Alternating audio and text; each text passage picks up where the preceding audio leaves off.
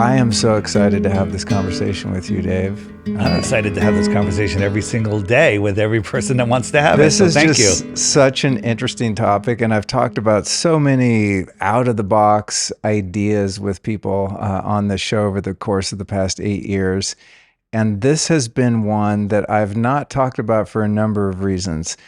One is I haven't had what I feel like is the right person to be able to frame it in a way that is digestible and that, you know, has the data to kind of back it up. And the other is, if I'm being really honest, is like, oh man, do I really want to get this out there, you know, in terms of just stretching my capacity of open-mindedness. But I know when I'm kind of nervous about something, it means I'm supposed to do it. And so I'm so glad that it just worked out that you're here in town doing all these other, you know, the Roseanne show you just finished, which I can't wait to hear.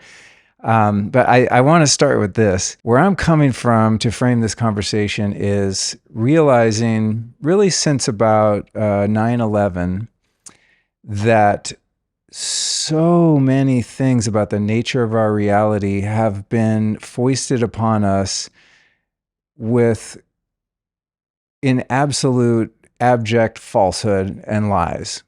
And so when I started uncovering the things about which we've been lied to, which are revealing more and more now, we're kind of in this exponential revelation where we're just saying, oh, they lied about that, they lied about this, lied about that. When I first started hearing about the different concepts around the shape of the earth, I thought, well, if they've lied about everything else, why wouldn't they be lying about that? But then I think for a few years there, it was like, well, I mean, what would be the purpose of them lying about that? What do they have to gain? And so that kind of just dropped my interest in the topic, you know, because I'm like, they're not getting anything out of tricking us all about the shape of the earth. And then I realized, well, if they were going to lie about it, which you'll help explain if they have, it would make sense if the idea is to control the human collective psyche, that if they could confuse us about the nature of our home where we live from the moment we're born and get us to fall for the deception that contradicts what our very senses tell us, that they can lie to us about anything for the rest of our lives and we'll accept it because we've gone against our true nature. So when I started looking at it like that, if it is a lie, what's the purpose? And if that is the purpose, that's a very effective way to dupe the entire population. We all have the exact same story. First, you hear about this and you say, nope, I'm not going to look. It's stupid. I have an open mind. I was doing a podcast called Deep Inside the Rabbit Hole. Episode 1 was titled 9/11 is Dave's Baby. And we looked into everything. And people, you know, some people get offended or rejected, and some other people are like, wow, I totally get it now. But then when Flat Earth was brought up to me, I just rejected it immediately. I said, this is stupid. And people kept coming at me with it. And so I came up with the term ban for life. Ban for life. You're no longer allowed to comment. And I wish you wouldn't watch our podcast anymore because you're too stupid. That was my attitude. And, you know, people they would come at me with, Dave, everything can't be a conspiracy. Tell me one thing that's real. I said, Sully landed the plane on the Hudson River. And then I found out that wasn't real. Okay. That's all I had. So when people say almost everything's fake, they're wrong. Everything's fake. I mean, yes, you gave me a cup of tea and here it is. I think this is real. I'm pretty sure. I can measure it. I can taste it. But there's so much fakeness in this world. And any smart person, when you start dismantling their global beliefs, which is really easy to do if they're willing to listen, you know, boats over the horizon, sunsets, seasons, day and night, and all of that stuff, they scatter. They go from, okay, the boats over the horizon, that's debunked. Well, sunsets, oh, all right, that's debunked. All right, seasons, and they just jump, and then they go to, what difference does it make? I still have to go to work on Monday. Right. I said it. What difference does it make? What difference does the shape of the world make? It's triangle, square, circle, sphere, right? And I say it doesn't matter. The shape doesn't matter. It's your position in it and the true nature of who you are. And all of the lies, we'll find out as we go through this, all of the major lies and deceptions and everything are rooted on the globe lie. Without the globe lie, everything falls apart. Everything falls apart, right? Truth is truth, whether you believe it or not. A lie can only live in your head, right? A lie, you have to have it in your head. You have to think about it, and you have to perpetrate it, right? The truth is the truth. A lie is a construct. Well, what led me into my curiosity around this topic was, again, just understanding that 2 planes didn't make 3 buildings fall down. Right. Just basic fun. I think, here's what it was for me, actually. I remember the moment when YouTube had maybe first come out or been new. It was a little bit after 9/11. I was over at a friend's house in LA, and he said, "Hey, man, did you see the plane hit the Pentagon?" And I said, "Yeah, that was crazy." He goes, "How do you know?" And I said, "Well, I saw it on the news." He goes, "You saw a plane hit the Pentagon?" I said, "Yeah, man. I mean, everyone knows, duh." And then he showed me this little 8-minute video that unequivocally proved beyond a shadow of a doubt that there was no plane ever present at that building at that time, right? There's no remnants of a plane. There's no evidence of a plane. That was the beginning for me when I thought, okay. And anyway, that all unraveled, but to the point of the shape of the earth and cosmology, what kind of led me into my curiosity is when I started watching these documentaries about the supposed moon landings and about all the shenanigans that NASA has been up to, and looking at Elon Musk's fake X with the Tesla floating in space, and the Challenger situation, which I remember being a kid, they wheeled in TVs to every classroom, right? And you're like, oh my God, it was like this mass trauma-based mind control, right? And you come to find out 7 or 8 of those people just happen to have twins that are still alive. Same name, same birthmark, same everything, same face, same voice. So in terms of cosmology, space travel, the shape of the earth, to me, the elephants in the room that first appeared were all of the NASA shenanigans, the moon landings, and the space shuttle, the Challenger, that are so easy to debunk that it's once you see it, you can't unsee it, and just becomes so silly. So then it led me to, okay, why would they perpetrate such an a sophisticated lie? And then when I found out about this idea of flat Earth, it was well, how could in the big rebuttal I have against it's how could they get this many people to be in on the lie and not someone leak it out? Well, plenty have leaked it out. Astronauts have leaked it out. Admiral Byrd leaked it out. There's been many whistleblowers, but the mainstream isn't going to carry it, and they're going to discredit them, and they're going to Admiral Byrd talked about more land beyond the South Pole, bigger than America, filled with resources that no one has ever set eyes upon. 6 months later, he died suddenly in his sleep. Weird, right? It's strange. Oh, that was the other one, and then I'll let you get into it. The other one is we're supposedly, as countries, we have these adversary relationships and world wars, and we each have our own military, and this country hates that country. And somehow we all managed to agree that no one's allowed to explore Antarctica, the Antarctic Treaty. That is very suspect to me. So all the countries are at war, fighting over resources, fighting over land, can't agree on anything, but there's 2 things that they all agree upon. Nobody can independently explore the outer lands of Antarctica, and virtually or physically, because Google Earth won't even let you do it. And everybody has to get that poke in the shoulder. They all agree on those 2 things. Right. What's going on there? Right. Right. Why do all of the heads of state and everywhere go to Antarctica at the weirdest times and then disappear for 2 or 3 days, then show back up at the base and then fly home? Where are they going? What are they doing? What's going on out there? And why aren't we allowed to go there? The penguins in the ice. It's the only place that that one little ice. peninsula. Yeah. I have friends that I've asked about this, and they're like, what? I went to Antarctica. I'm like, that's what you think. How do you know where you are when you're on a boat? And they're like, hey, you're at Antarctica. You went out to that peninsula, which is 1,000 miles from Antarctica. You went onto an island that's off of that peninsula, and they tell you you're in Antarctica. You know what the name of the island is? Deception Island, or what? Rothschild Island. Are you serious? Those are the 2 islands that they take you to. Oh, is that real? That's real. Holy shit. Yeah. Okay. It gets crazier and crazier and crazier when you look into this. Here's just jumping forward a little bit.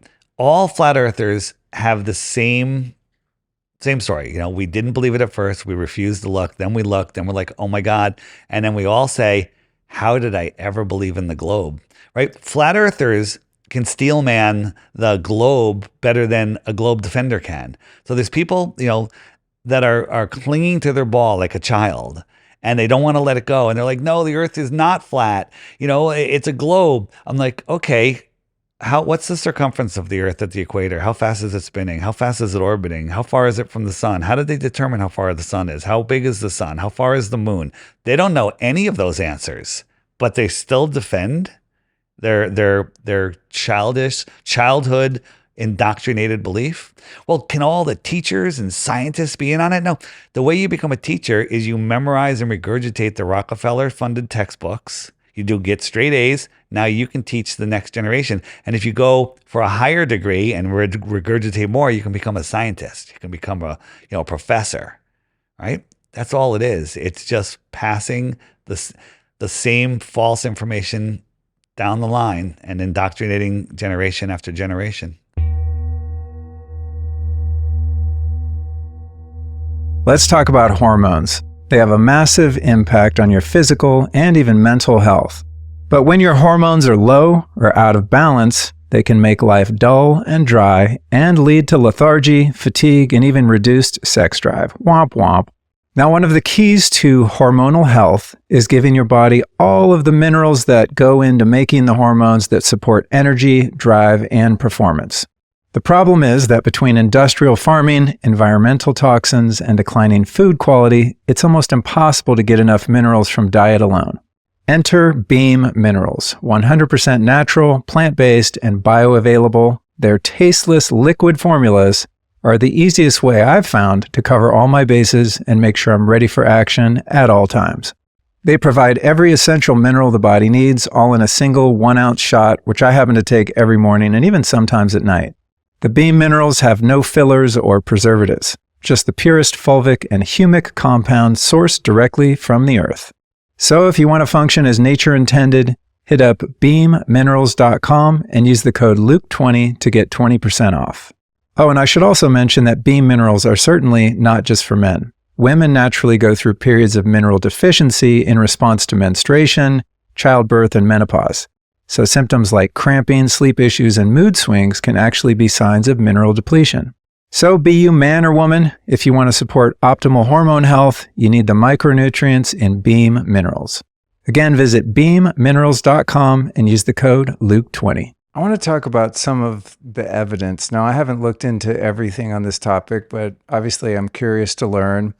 One thing that seems just on its face to be irrefutable is that you can see too far, right? Yeah. So you have these people running experiments where they have, one person holds a mirror on one side of, Lake Michigan, and then another person on the other side has a telephoto lens, and they can see the mirror on the other side when it should be mathematically, according to, this being a big ball, it should be on the other side of the curve and therefore invisible. And there's so many of these tests you can find. I'm like, how do you see that far if it's supposed to be over a curve? There's only two explanations. Either it's flat or it's a big ball that's much bigger than they're telling us it is. Right. So the bigger ball, we all jump to that at first, but then we have observations that would require the ball to be thousands of times bigger. Oh, really? If the earth is thousands of times bigger than they're telling us, that means there's thousands times the number of continents. That's a problem.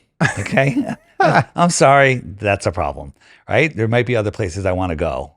And there's all sorts of books from, 100 years plus ago about outer lands. Why were they talking about outer lands in the 1800s, right? In the 1900s? Why were they teaching flat earth here into the mid 1900s in public school? Well, no, Dave, it was 2,000 years ago. Eratosthenes figured it out with his sticks and shadows, right? Why do globe believers always go back to ancient experiments rather than, we could do Eratosthenes' experiment in a couple of hours here with modern day transportation, right? What is that experiment? So Eratosthenes, this is the story. A Greek mathematician 2,000 years ago noticed on a certain day of the year at noon, he could see the sun's reflection in the bottom of a deep well. That means the sun is directly over the well. Makes sense. He can put a stick straight up and down in the ground and there'll be no shadow because the sun's directly above it. He said, hey, the earth is a globe. We can figure out how big it is. So he's pre-assuming it's a globe. And we can figure out how big it is because the sun rays are all coming in parallel because the sun is so far away, infinitely far, they call it, 93 million miles, that the rays all are parallel. Understand? So, but the problem is, have you ever seen parallel rays? If you look out on a day where there's clouds and sun breaking through, the corpuscular waves, they come out, spread out, but they never parallel. But he assumed they were parallel. No one's ever seen parallel rays. Problem number one. And then he says, okay, so if my buddy is over the ball, his stick will be bent, and it'll make a shadow, and we can measure the length of the shadow, do some perfectly good math, and figure out the sphericity of the Earth. He did it, and they said that it came within like 2% of the current size that we say it is. Carl Sagan and the show Cosmos indoctrinated that into everybody. It was the biggest show in the 80s, talking about Eratosthenes, and it was in all the Rockefeller textbooks after that. Right? So Eratosthenes proved the shape of the earth because the Greeks are so darn smart, right? The problem is on a flat earth, that experiment works exactly the same with a local sun. Take two posts, two pencils, two lighters, two beer bottles, whatever you got, put them on a table, a couple feet apart, hold a light a foot or two above one of them, and there'll be no shadow. The other one will have a shadow. You can do the exact same math Eratosthenes did and figure out the sphericity of your table. Right? Math is not proof of anything. You take the numbers and you use the math, but if you're pre-assuming a globe with a distant sun, which there's no evidence of, you got your ball. But the same experiment can be done. So that falls into the basket, hey, that works on a globe earth and a flat earth. There's certain things we're going to talk about today that only work on a flat earth. And there's certain things that we're going to talk about that should end up in a globe empty only basket, but nothing will end up in that basket. Nothing. Right? I offer 3 Bitcoins for 1 globe proof. Right? For those people that are, now here's the question I ask people. 3 Bitcoins these days is pretty meaningful. Like 200 grand, right? Yeah. Right? So, but here's the thing. People that get triggered, they're like, you're an idiot. I'm not looking at it as you're science, physics. Oh, those are cool words. What science? What physics? All of them. Like what? What are you talking about? So here's the question I have for people. If I'm an idiot, this is stupid, come collect your Bitcoins. Why won't you do it? Because I'll tell you why you won't do it. Because your subconscious is telling you if you do it, you're going to end up a flat earther. Because that's what happened to all of us. Right. Right? That's what happened to all of us. So it's an honest offer. Come and take it. Right? You heard it here first. Yeah. LukeStorey.com/Flat Earth Dave is our show notes. We'll put it in writing right there. No problem. I have an app. It's called the Flat Earth, Sun, Moon, and Zodiac Clock app. And the reason I'm telling you about this, you can find it at flatearthdave.com. It's Android and Apple, and it'll soon be on computers and de-Googled phones also. But it bypasses the algorithm because if you Google my name, Flat Earth, anything, Flat Earth Sunset Proof, we see too far, you just get propaganda videos. Yes, this is another red flag to me, is that there is so much suppression of this topic. If you go on YouTube and you search, is flat earth real? You will get pages and pages of so-called debunking videos. Meanwhile, right, search my name, debunking videos. Meanwhile, if you have a direct link, like there's one called, I think, 200 Flat Earth Proofs. Flat Earth. Yeah, right. That's a really compelling video. Yeah, or A Stranger's Guide to Flat Earth 21 Questions. It's the top 21 questions answered in 3 or 4 minute segments. We'll put those in the show notes. Yeah, but if you, like, to your point, if you search those, that you can't find them, but if somebody gives you the link, it's still there. And so why would they be suppressing the information if it was just some goofy ass shit? Because it's dangerous to the future of science, you know? Yeah. Neil deGrasse Tyson says, we don't have time to talk to flat earthers. Neil deGrasse Tyson, the actor. Yeah, right? That guy's you can look at him for 2 seconds. Yeah. Bill Nye. Yeah, Bill Nye, the lying guy with frauds. the bow tie. Total frauds. I mean, you can literally just look at their picture and go, they're fake. Yeah. He says there's no time to talk to flat earthers, but he makes video after video after video straw manning us. And why do you have to straw man? Why do you have to lie, right? We catch NASA using green screens and wires and augmented reality and zero-G flights, to fake their weightlessness on the International Fake Station. And why would you have to do that? But once you catch them doing that 900 times, let alone one time. Why aren't they better at their I have a theory about that. Video production and stuff at this point? Either they're too stupid or it's revelation of the method. Okay. Okay. Right. One way, I go back and forth. Because there's one too where you see the space station and there's a mouse crawling on it. No, that's not the space station. It's on a rocket. Oh, okay. Right? And the rocket launches are so stupid. They're covered with tinfoil that's like flapping in the wind. It's Right. going 25,000 miles an hour. I don't think tinfoil just does that little flicker.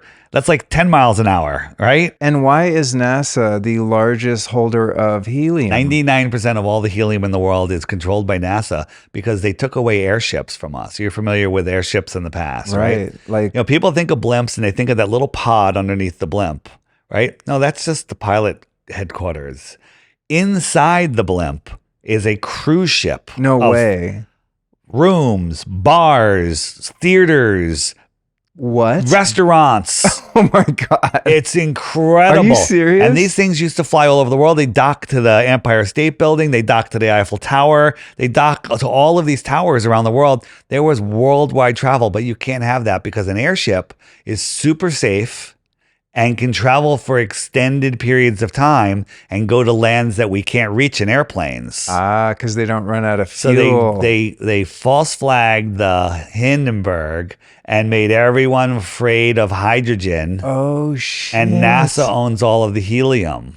You're red pilling me so hard right now. Yeah. I didn't know any of this. Yeah, wait until you see. So I'm going to mention it right now. There's just yesterday, it came out. Stu Peters actually put it out on his network. My friend Sean Hibbler, who made Level, The Next Level, and Level with Me, 3 awesome films. We'll link those in the show notes because people won't be able to search them. Well, you'll be able to find all of that stuff on my app. Everything, cool, everything's cool. on my app, on my website. Okay. FlatEarthDave.com is the only thing you have to remember. That's Okay. the only thing. Cool. Everything is there. But he just came out one called Old World Order. All right. I saw a trailer for that. You saw a trailer. It came out yesterday. They tried to suppress I'm it. It was watching it supposed to tonight. come out last Saturday. It came out yesterday. If you open up your app, it'll be right there. It'll pop up. I have a pop up on there today. And it's about our faked history.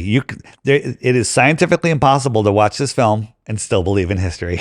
It completely destroys it. And the spell is broken. Watch this one film and the spell will be broken.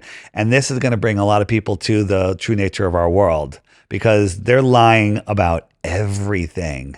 Our history, the Wild West, not true. The cities were here already. The cities were here already. You see people on muddy roads with horse and buggy and giant cathedrals and castles and buildings that we couldn't even build today. Like, how did that happen? And doorways 30 feet tall with locks 20 feet in the air. Wait a minute. Who are these buildings built for? Who built this? Right? Wait until you see this film. It is. I love epic. this. I mean, it's kind of a different topic, but I love this when you start looking at the way that you'll see old photos like of the New York subway system and it'll say such and such, train system founded. Are Right? you watching my lunch break? And then there's no photos of it being built. You're talking about these marvels of innovation and technology, and there is zero documentation of how it got from nothing to something. I mean, when you tell somebody that the cities were here before, they're like, no, what? There's a picture of the Washington Monument in the middle of a muddy field back in the 1800s. Or maybe it was even before I saw that, yeah. And there's buildings that they say were, built in 1857, but there's a picture of it in 1790 with 100-year growth on it. And when you look at these buildings, they're old. They're not new. And then the World's Fairs, they didn't build those for the World's Fairs. They were here already. Right. The World's Fairs were led to believe that those were like all paper mache buildings that they just threw up and then they just tore it all down. And meanwhile, there's like rivers running through them. And I mean, it's just some of the stuff is amazing. And then the rabbit hole is so deep on that one. It's a lifetime of wows every day. There's never a day where I don't go, wow. And that's a great way to live, right? I used to It be is, bored. yeah. Hey, I have to leave in 45 minutes to go somewhere. So what am I going to do? I'm going to stare at the television. Oh, look, Gilligan's Island's on. I'll watch that, you know? And that was my life. I would watch just stupid stuff. Now, I don't watch TV. I do watch videos because I'm researching and I'm selecting the information that I want to analyze. You know, I'm not a conspiracy theorist. I'm a conspiracy analyst. Yeah. Right. And I have a T-shirt for you. Okay. It says conspiracy theorist, and then it's crossed out and says analyst. And then I made another one. I made my own T-shirts just to be fun. Nice. The other one says conspiracy theorist. It's crossed out and says pattern recognitionist. There you go. You know? It's amazing. And I also like to say, if they weren't conspiring, we wouldn't need to have theories about it. Just stop lying, and we'll stop looking into your shit. So, you know, to go back to 9/11 for a second, the conspiracy theory is that 2 planes knocked down 7 buildings, not 3 buildings, 7 buildings. You know about building 6? No. Right? The official, the real story is what we're talking about. The conspiracy theory is what the mainstream news says. So building 6, 10-story building, a full block long, 3/4 of the inside, all the way to the basement, went missing on 9/11. The outside walls were still up.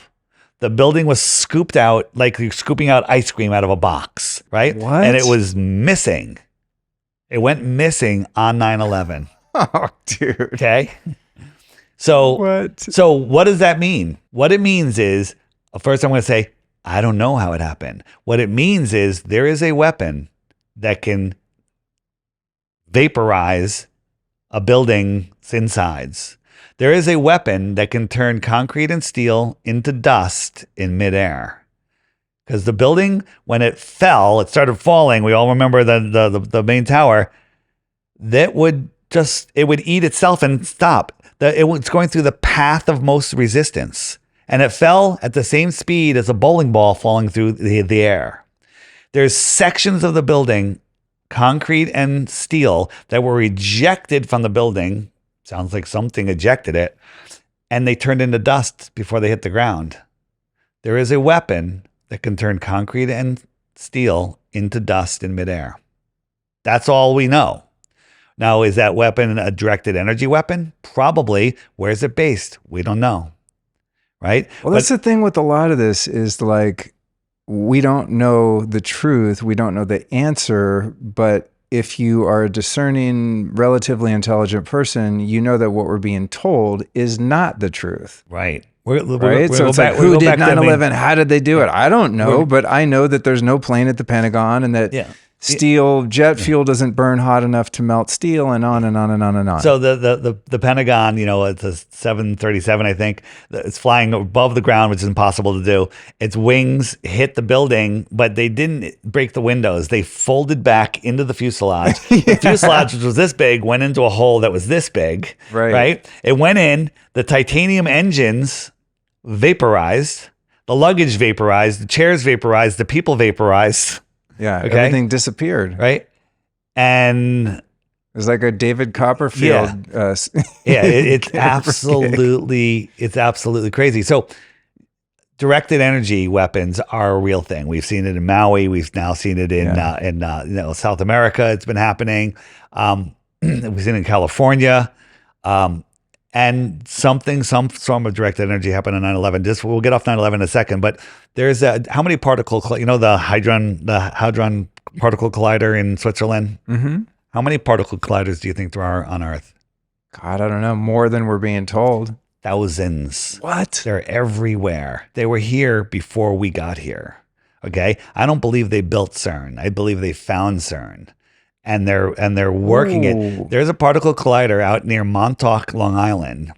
And if you look at the center, and there's like a tower that I call it the aiming tower. If you draw a line from the center through the aiming tower, it goes down Long Island Sound, and it goes right between the 2 trade towers. What? There's another one in Pennsylvania on this weird little church Freemason campus, a small one, and it points right at unobstructed view of the trade towers. Now, does that have anything to do with it? I don't know. It just seems a little weird, right? Right. And the last thing about 9/11, because 9/11 is my baby, is if you want to fly from the major airports on the East Coast to California, the 6 a.m. flight is the way to go because you get there at like 10 a.m., you know, and you can have a full work day. And there's about 33 to 35 flights a day, weekdays, to California, and they're always booked solid. First class is sold out a month ahead of time, as always standing room only. On the morning of 9/11, I think there was 34 flights or 32 flights, I forget. And they're all sold out except the ones that were hijacked. They were only 30% full. Really? Isn't that weird? Wow. 2 of them weren't scheduled to fly. Where did they get the passengers from? Wow. I've always wondered if there, and you know, respect to anyone that was harmed or killed that day. I live in Connecticut where everybody worked on Wall Street. So right. But I've always wondered if they were faking the names and identities of the passengers. 1,500 of them don't have social security numbers. I know someone that whose husband died in the World Trade Center. Yeah. Like verifiably he was there, now he's not there. But in terms of people being on the planes, I've not seen any evidence that they were real people that really existed. I know. Do we think there were people on those planes? I don't think there were planes. Oh, this is the real black pill. Yeah. You reminded me. I recently saw a video that was like a camcorder that showed the second World Trade Center exploding, and there was no plane hit it. Yeah, it was no a plane. different But then angle. later there was a plane. It's horrible. The only helicopter to film the second plane hitting was Chopper 5, and they said we're there. We're at the location. They were 5 miles away. So in their wide shot, you can see all of the Hudson River, right? And then they zoomed in. And then all of a sudden the plane just comes right into the corner of the picture into the building. Where was the plane? It was coming down the Hudson River. You would have had it. It would have been in like several hundred frames of the video, but it wasn't there. It wasn't there. And when it came through, it hit the building and the nose came out the other side undamaged. How does a plane that gets smashed by a goose? They're like an aluminum can. Yeah, it came out the other side and you couldn't tell the difference from when it went in. Right. Wow. But here's the last thing. And I want to get off of 9/11 because I could talk about 9/11 for this whole show and then we'll have to do another flat earth one. If you lived here in town, we would just do 9/11 and then flat earth next time. And then we could do Sandy and then we could do Boston and, you know, but I'm going to tell people where to find all the information out if they want. It's very easy. One site. Okay. So Chopper 5 zooms in, doesn't bother to look at the plane that's off to its right, low, coming in hot, right? If there was one. And then they have that anomaly where it sticks through. The guy that filmed it, his name, I believe, is Cy Symington. You know what his job is? The cameraman. His job, he writes the software and teaches the course on how to insert CGI aircraft into live video. Gotta be kidding me. You can't make this stuff up. Wow. Right? So his name's Cy and his job is PsyOps. Yeah. I think it's Cy Simon. Don't quote me on that. I'm 99% sure. It's been a while because I've been flat earthing for a while. StopLookThink.com. Cool. StopLookThink.com. There's a 9/11 section. Type in any other conspiracy. Type in to type the root canal theory. You know about the root canal conspiracy? Oh, no, my Lord. I know that they're really bad for you. Yeah, really bad. Really bad. 99% of women that have breast cancer have a root canal on the same side as their breast cancer. That's statistically impossible. All right. So on StopLookThink.com, just type in root canal, watch that video, and then you'll know. But there's 9/11 videos there. Watch them. There's a great one called The Key. Watch that about Cy Symington and how they screwed up and how the layer mask drifted off. I believe that Flight 93 that fake crashed in Pennsylvania was supposed to fake hit Building 7, but they still had to take down Building 7. So they had to wait and make up a story throughout the day because their simulation screwed up. That was another one like the Pentagon where there was just like a hole in the dirt, no seats, no fuselage, no bodies, no sign of a plane crash whatsoever. And it imploded into itself. It's so frustrating to me, and I'm guilty of this too, that we humans are so easily deceived because we're trusting and loving. We care. We believe. Like anything you tell me today, I'm going to believe it. Because I'm a good reader, right? You can lie to me. I don't think you're going to. I might lie to you, I don't think you're going to either. Sometimes I during a show, I really feel bad doing it. Like I tell them that I used to tell people, I don't do it anymore, that I went to medical school and then I left medical school because I realized allopathic medicine was horrible, right? And then later in the show, I said, did I go to medical school? And they're like, yeah, you did. I go, do you believe that? You know, and I say, well, I lied, right? And I'm doing it as a demonstration, but it still affects me, so I don't do it anymore. Yeah. But it's just an example how easy it is to believe. Belief is the lazy man's knowing. I stole that from Crow 777 Radio. You know about Crow? Yeah. Crow's great podcast. Big fan. He says, belief is the enemy of knowing. Belief is easy. It takes zero effort. And you can go smoke a joint, drink, go do whatever you want. Take a nap. You know, you believe something? Okay, I'm done. You want to know something? I live in Connecticut, right? You want to know it? You're going to have to go take some time, figure it out. Look me up, find my friends, look at me on Facebook, see where I am, you know? And you can figure it out. And they're like, oh, so he does. Now you know. But no one's going to take that time and effort to do that for everything. And when somebody that we trust tells us something, you know, right. I don't want to live in a world where I can't trust everybody. So I trust everybody until you burn me. Well, I think that's the issue we have too with deception is that if you're not a sociopath or a psychopath and you don't do things to deceive and harm other people, when you look at accusations of wrongdoing or evil in the world that's perpetuated by the controllers, the quasi-parasitic elites, you can't believe it's true because you can't put yourself in their position because you possess the gift of empathy and they don't. They are incapable of empathy. So to them, sacrificing children, starting a war. I just saw a tweet today of Nikki Haley signing an Israeli bomb, you know, saying like, I hope it gets where it lands, or, you know, something like job well done. I'm like, what a psychopath. Yeah. You're autographing a bomb that's going to go kill people. You are a fucking psychopath. But because I would never do that, it's difficult to me to believe that someone would. You want to hear something great? What? I don't know who Nikki Haley is. She's some politician. Yeah, good for you. Yeah. Yeah, she's a politician of some kind. Okay. But I just saw that and I was like, man, that is so dark. Signing a fucking bomb.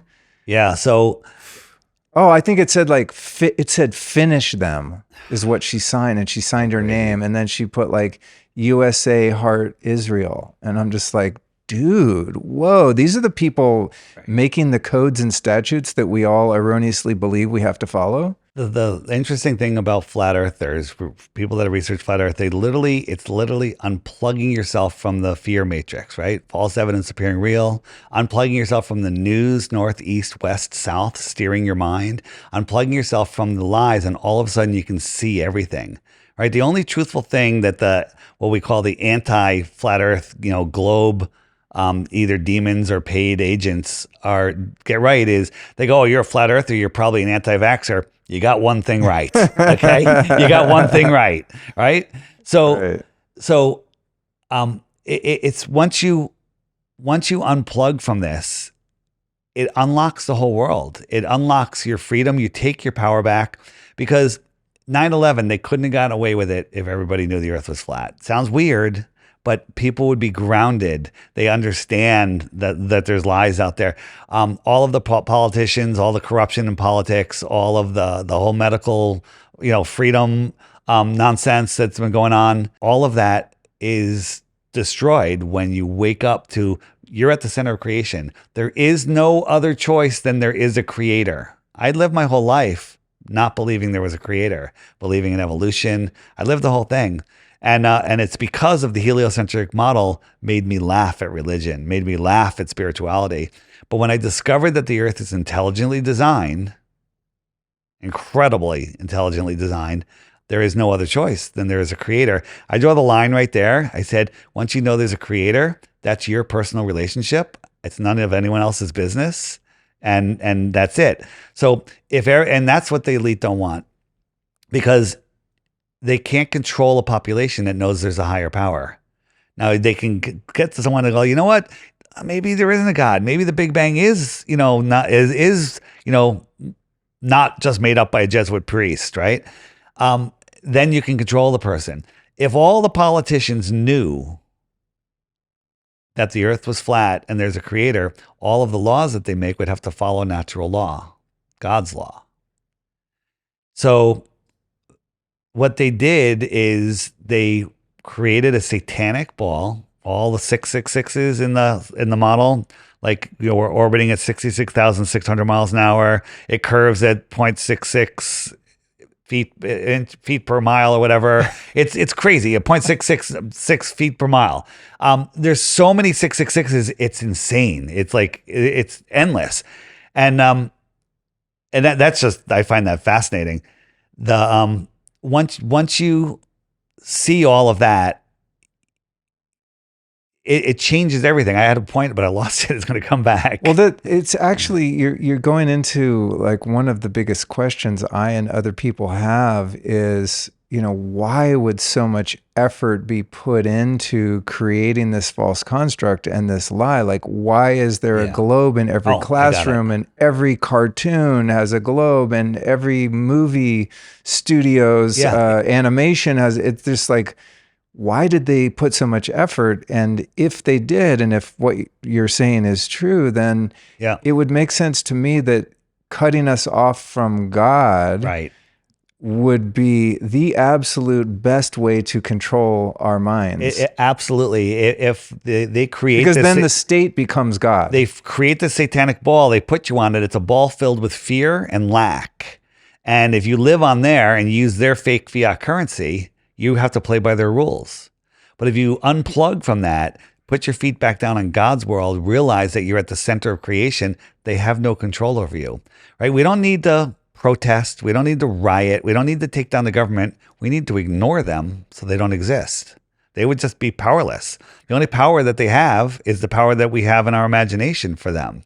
They're just a big lie. They think government, man, and no God, right? It's God, man. I don't even know government belongs down there, right? Govern is to control, meant is the mind. Literally, they're here to control us, and people. A lot of people say, "What different?" You know, I'm only one person. I can't do anything. There's nothing I can do. That's not true. One person with the truth is stronger than a million liars. And you just have to stand in your truth. You have to understand it. You have to understand where you are, your true power, that your thoughts create your reality. Everything you have in your life, you thought into existence. Everything. I was sitting here the other day during a podcast, and there's a potted plant behind you. And I looked at that and I thought, I'm kind of tired of that pot. It's kind of old and dingy looking. I want to get a new pot. And there's the new pot. You know what I mean? You ever, like, there's something like, I had to have the thought. Yeah, you have to think of, there's certain things that you know you're going to get, and you just get it. And I'm not talking just material. I'm talking about everything from your wife to your life to your spirit. It's all there. And I think that these psychopaths don't have the ability to manifest for themselves, so they need us to manifest it for them. So they want us with that loose energy, that negative, thoughts, and they want us, they love truthers that are putting out fear porn, right? Because then everyone's falling into that fear, and they take that energy. This is a spiritual war. It's how they get away with it, because they've trained everyone to believe that that's not a thing, right? So if you're in a spiritual war and you don't believe in a spiritual war, you're going to lose. Yeah. I think that's true. Is for some reason that class of being or entity seems to lack creative inspiration and creative power. Therefore, they've created this infrastructure of systems in our society wherein they are parasitically siphoning our creativity, our ideas, our energy, because they're devoid of it. It's like they can't create on their own. So out of their own desperation, they essentially rob us of our creative energy. Here's another thing too, which is it's kind of like a catch-22.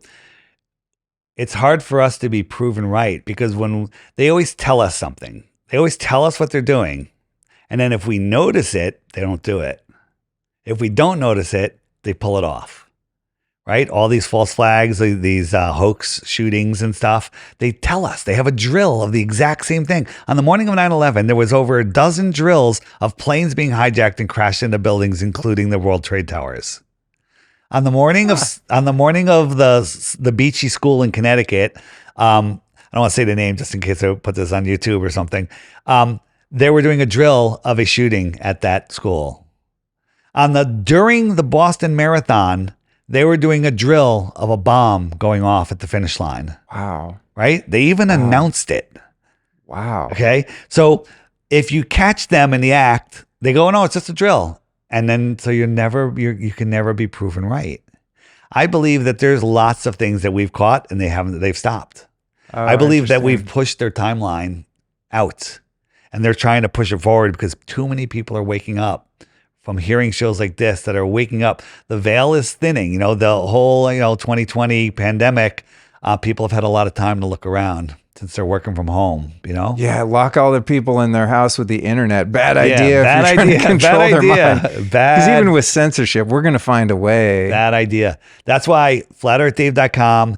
Check out my app. If you don't want to get the app, to scroll down to the crash course. And the app's like only a couple dollars. It's $3 one-time charge. Okay. Right. But there's a yearly subscription for just $11 a year. That's for some of the higher functions, the video chatting, the meetup maker, the matchmaker, because $3. The $3 pretty much keeps the trolls away, right? Yeah, and then the $11 definitely keeps them away. So it's literally troll free in there. You keep a clean ecosystem. Yeah, it's super clean. And I also made it so you can, whenever you're showing somebody images from the image search or videos and stuff, they're like, where do I get that app? You could use a referral code, and you used to just get points that you can trade in for a free subscription. But now you're going to get a new crypto that we released called Dome. I think it's better than Dogecoin. There's less of them, and Cool. you can earn it for free. You're a crypto guy, right? A little bit. I'm a novice at so best. there's proof of work, proof of stake. Like the way Bitcoin is mined is computers solving math equations that use lots of electricity, and that's how it's mined, right? Dome is mined by unlocking mines. Right. And the way it's mined is anytime you refer someone to the app and they use your referral code, you get 1,000 Dome. 1,000 Dome are released to you, to your wallet address for free. Right. So every person you wake up to the truth, unplugged from the matrix, creates another 1,000 Dome. Wow. Yeah. It's Cool. wild. It's going to be very, very cool. And, I highly recommend people check it out. Epic. Yeah, We will. it's super. It's literally the single best way to wake people up and also to educate yourself. I just tell people, get the app, and every morning while you're having your tea or coffee, whatever, hit the daily video, watch the daily video. That's it.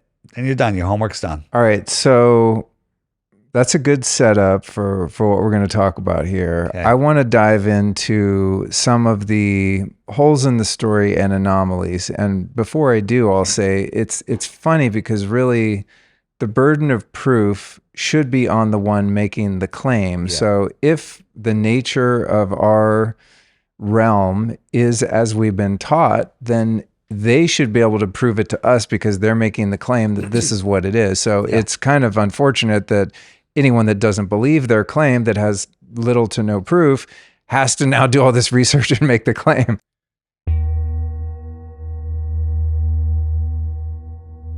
Let's face it, family, the Western medical system is not designed to provide us with optimal health. Actually, the more products they can sell you, the richer they get, even as you get sicker. It's a great business model, but not great for us if we want sustained vitality and longevity. Now, on the other hand, traditional Eastern medicine tends to take a preventative approach to illness, cultivating radiant health instead of treating symptoms after you're already sick. Drawing from the 5-element system of Chinese medicine and sourcing from small Japanese family farms, Shen Blossom has curated a collection of health products that are truly unique. I'm a huge fan. Shen Blossom offers rare, natural formulas to combat pain and inflammation, boost the immune system, support intestinal health, ease sore throats and coughs, and disinfect the body. And here's a hot tip. One of my favorites from Shen Blossom is the Aki Hinoki Blood Purifier with pine resin for powerfully detoxing the blood, glands, tissues, while also dissolving spiked proteins. You'll find all of these badass one-of-a-kind formulations at shenblossom.com. And use the discount code Luke to save 10% off. That's SHENBLOSSOM, shenblossom.com. The code is Luke. And because they're made with a living alcohol, all of their traditional sake preparations provide your body with prebiotic and probiotic elements that nourish your health and longevity. Sometimes the old ways are the best ways, and that's how they do it. So click your way over to shenblossom.com. Oh, and make sure to try their miso soup ingredients. It is literally the best I've ever had in my life. I am completely obsessed. If you do nothing else, in fact, go to shenblossom.com and get all the ingredients you need to make their miso soup, and your life will be changed forever. So what I want to get right now is from you, some of the greatest hits that are rebuttals to someone listening that's like, yeah, but I learned this in school, and what about astrophysicists and this and that? And the first one to me that is like, I can't explain is when you look at flight paths and you look at emergency landings, and anyone can look this stuff. I mean, you won't find it on YouTube because it'll be like all censored, but it makes no sense to me, just objectively, that if you have a plane going from, Auckland, New Zealand to Argentina, and they have an emergency landing, that they fly up and land in LA. That doesn't work on a round ball. It makes no sense. Makes no sense. The emergency landings are one of my favorites, and the southern flight paths are absolutely mind blowing.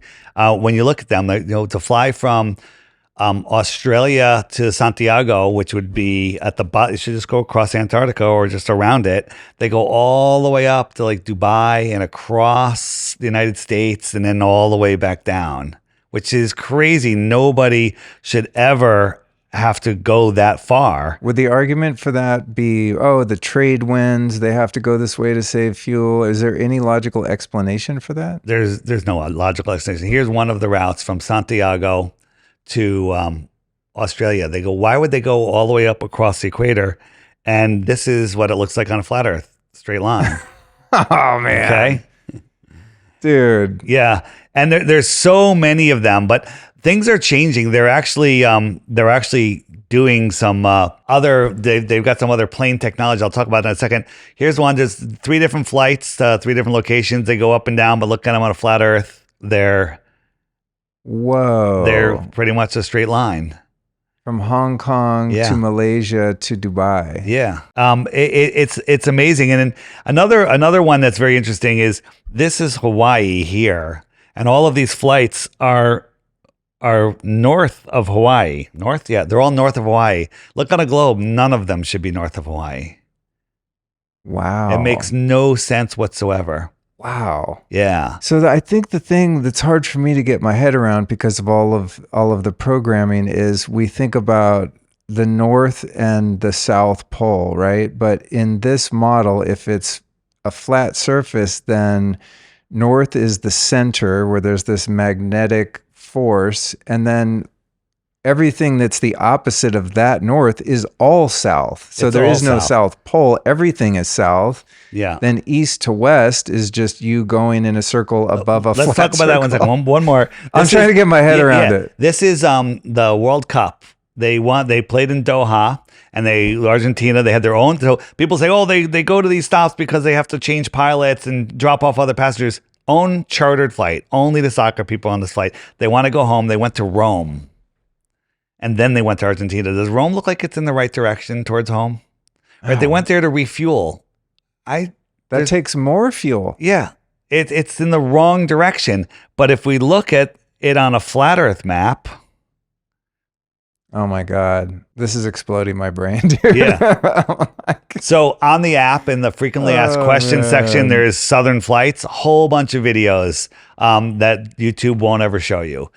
They're hidden from you. Just watch those. There's mind-blowing stuff. So you were asking, you were moving on to, what was the next topic? Well, I'm looking for, arguments that can't be disproven. I mean, looking at the flight paths to me is like cases closed, kind of. Something is up, right? I don't know what's going on, but it makes no sense. And the other one that I'd like you to go into is the one that seems fairly obvious to me, is that you can see too far. Like, how does the math play out on that? And what would be science TM's rebuttal to why you can see so far? How do they try to explain that away? Yeah, well, there is no good rebuttal to it. So the argument that you'll get from a Glober is, why does it take the same amount of time to fly from New York to Spain or whatever than it does to go from Santiago to Australia, which on a flat Earth map is twice as far.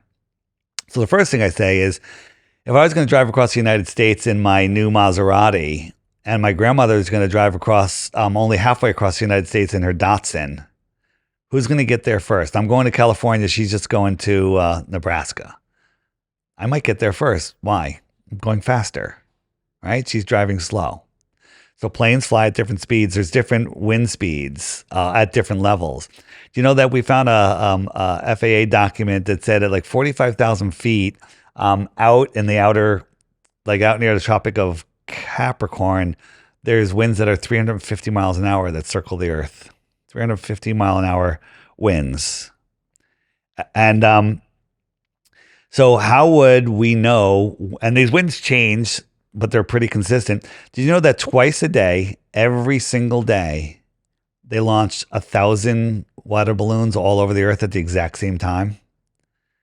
So there's stations all over the Earth. They release, I think it's 950 stations. They release a balloon at the exact same time that transmits weather data back to a supercomputer that models the whole thing. And they can tell exactly where the winds are. So the plane that goes from Santiago to Australia nonstop is a Boeing Dreamliner, forget the number. But it's a special plane that's made for this trip. It has 7 layers of heat-resistant paint. That's a problem. That's interesting. Why does it have heat-resistant paint? Maybe it's going a little faster than they tell us. And it flies at like 45,000 feet. So you got a 350 mile an hour tailwind, a plane that's just going, let's say it goes 600 miles an hour instead of 550. Make that 950 with the tailwind land speed.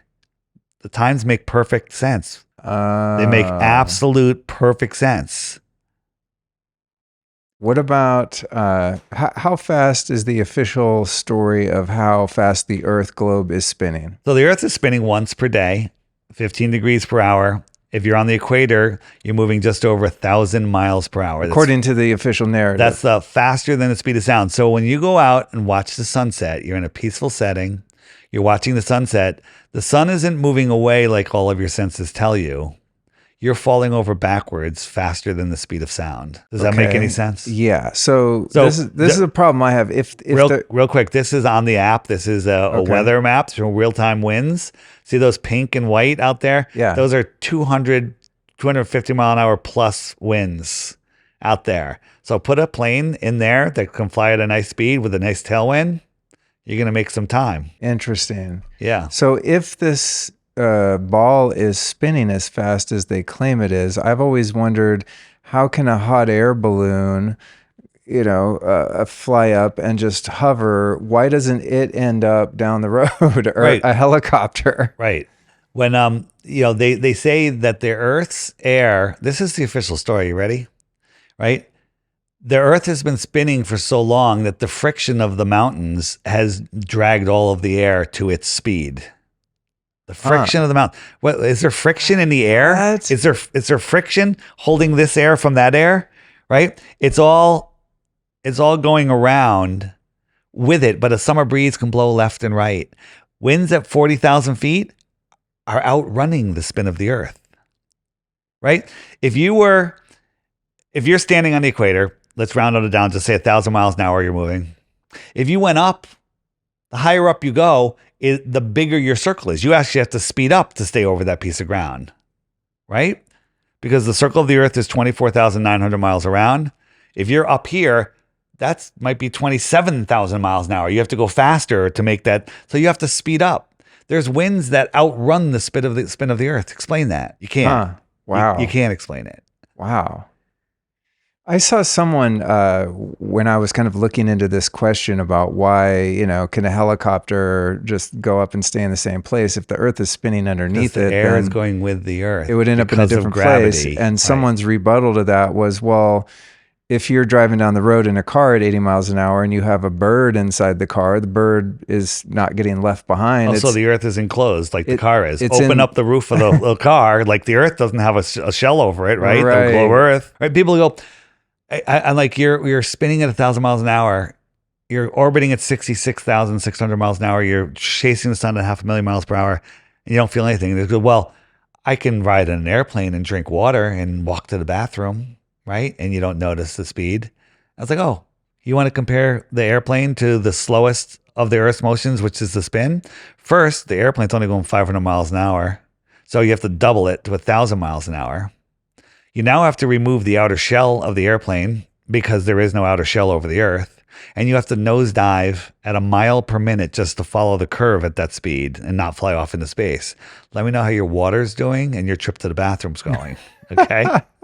Oh, I asked a pilot recently, who's just, private pilot. I said, because I'm trying to unpack this shit. I don't know. I don't pretend to know, but there's just so many anomalies like we're talking about. I'm just like, wait, hold up. So I asked him, I said, is the Earth round or flat? He said, duh, idiot, it's round. And I said, okay, well, when you fly in a plane, do you have to set your instruments to correct so that you're constantly descending He slightly? says it's done automatically, right? So no, I forget what he said, but whatever it was, it made no sense. Because to me, if you're flying around a round ball and you don't constantly descend, then you would just eventually be going Fly right up and off up and into up and space. fly into space. Within an hour, you'd be to 80,000 feet.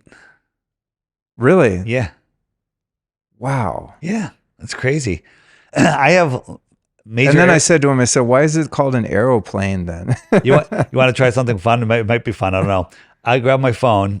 I'm going to call an American Airlines pilot. I'm going to tell him to not say his name and say, is the Earth the globe or what? Or is it flat or globe? See if he'll pick up. Yeah. You want to do it? I love it. I mean, because I think if anyone knows what's up, it's got to be a pilot. I mean, Well, most of them are just glorified bus drivers. He tells us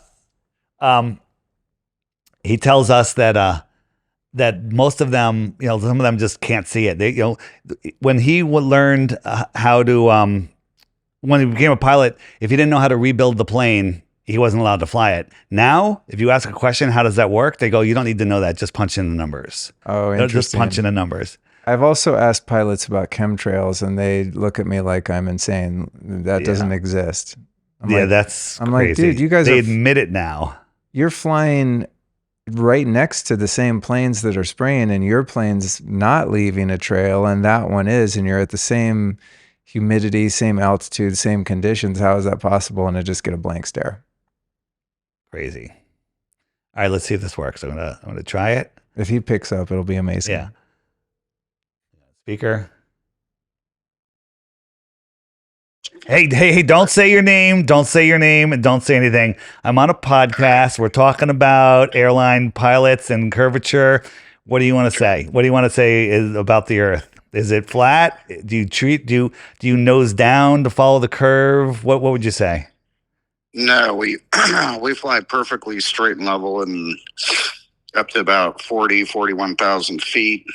There's no curve, and it's just pretty still up there unless it's turbulent. What percentage of major airline pilots know that the Earth is not a spinning ball?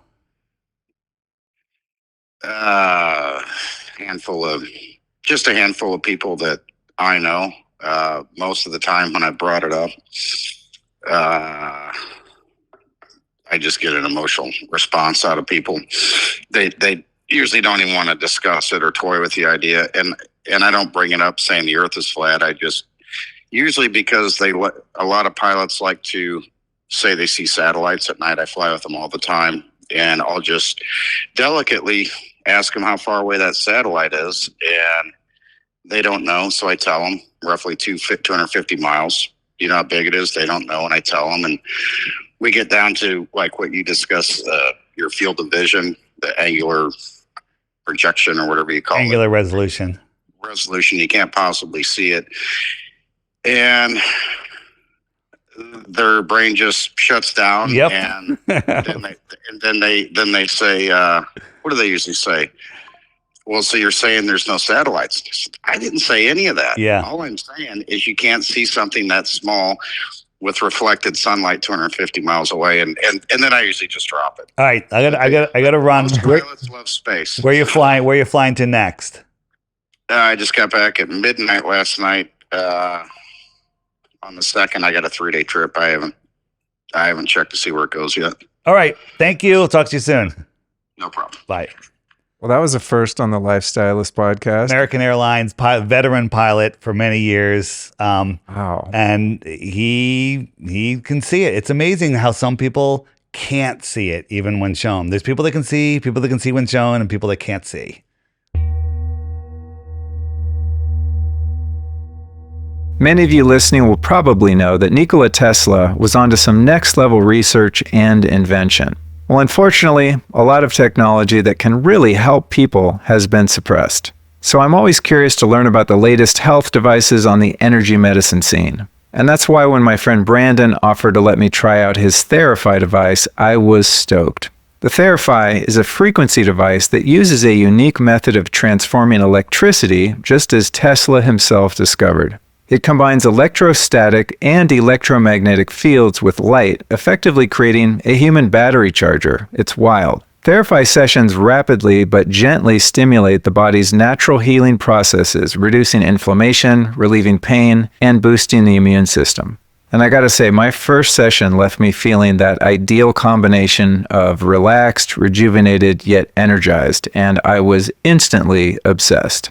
You can get yours by visiting TheraFiUSA.com and use the code Luke to save $333. That's THERAPHIUSA, TheraFiUSA.com, and you'll also get free shipping on your TheraFi unit. Oh, and heads up, while you're there, check out the TheraFi developer Paul Harris's newest creation, the Quantify. It's a unique alternative to lifestyle machines that's compact and super easy to use. And while the original TheraFi device is geared toward healing practitioners, the Quantify is geared toward professional and home use. So if you happen to own a healing or biohacking center or something like that, this technology could be an incredible addition to your services. Again, that's TheraFiUSA.com, and the code is Luke. Well, when I first heard this concept, I was imagining that space was still real as we've been taught to believe. And so I pictured like a pizza floating in space. And, this is that old idea, we used to think the earth was flat and you could just fall off the edge. That's what they want you to The think. way I'm kind of thinking about it now in light of this conversation is like, because we don't know what's outside of the Antarctic Circle, it could just be an infinite plane of land that goes on to eternity. Right? That there is no like edge of the disc, as we kind of, someone that would make fun of someone that believed in this would be like, oh, so what, you're going to fall off the edge? What if there's no edge? What if the edge is this ice wall that holds in the water? Because all water needs a container. Otherwise it just runs off somewhere. Right. So you were talking about we can see too far. Yeah. On a ball, whatever size it is, there's math that will tell you how far you can see before there is a physical curve. Okay. Right. Like if you're looking at a building that's, the X bottoms amount of buildings will disappear on a flat earth. That's a whole nother topic. Oh, okay. And they will disappear for multiple reasons. Right. But we're not talking about just the bottoms. And the reason they disappear from the bottom first is just because the angular size there is the lowest. You stand up higher, you can see farther. Lay down at a Home Depot floor and look across the floor. You can't see all the way across, but stand up a little bit, you can see. Like you won't be able to see people's shoes on the other side of the floor, but then lift your head up, you can see them again. It's not because the floor is curved, it's because the angular view. This is a picture, and you can find it on the app. Just type in 700 in the pictures. In the background here, there's all of these mountains in the Alps, 700 miles away. Using their globe Earth calculator, the one that gives them the benefit of the doubt. From that viewing height, calculating that in there, those mountains, the tops of those mountains should be over 50 miles below a physical curve. But they all show up on the same line. And the official story is that they're just refracting up, right? On the debunking sites, they have a great thing. They're like, put in your observation height, put in the distance, and then it calculates the curve.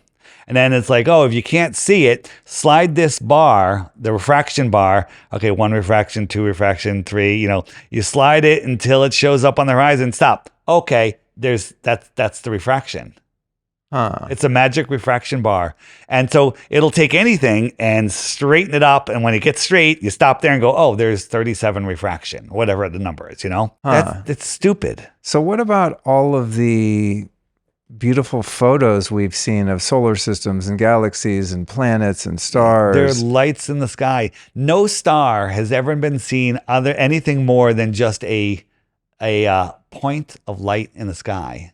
The only thing you can say about this a star is that it's a point of light in the sky. And why don't they ever, if we are traveling to spaces, we've been told, why are there never any real videos? You'd think like if you were going to the International Fake Station that you would be like, you know, so excited. You'd be filming videos of like they going have more away from the things to do. They have Earth. science to do. They have science and you know and things. How about this? Like, why is there no documentation to support their claim? In other words, that's not CGI. Everything I see when I look into this, it's all cartoons. They call them like renderings or something. It's like composites. Composites, yeah, kind of like when the pandemic happened. There was like pictures of the virus, and then you find it's very scary.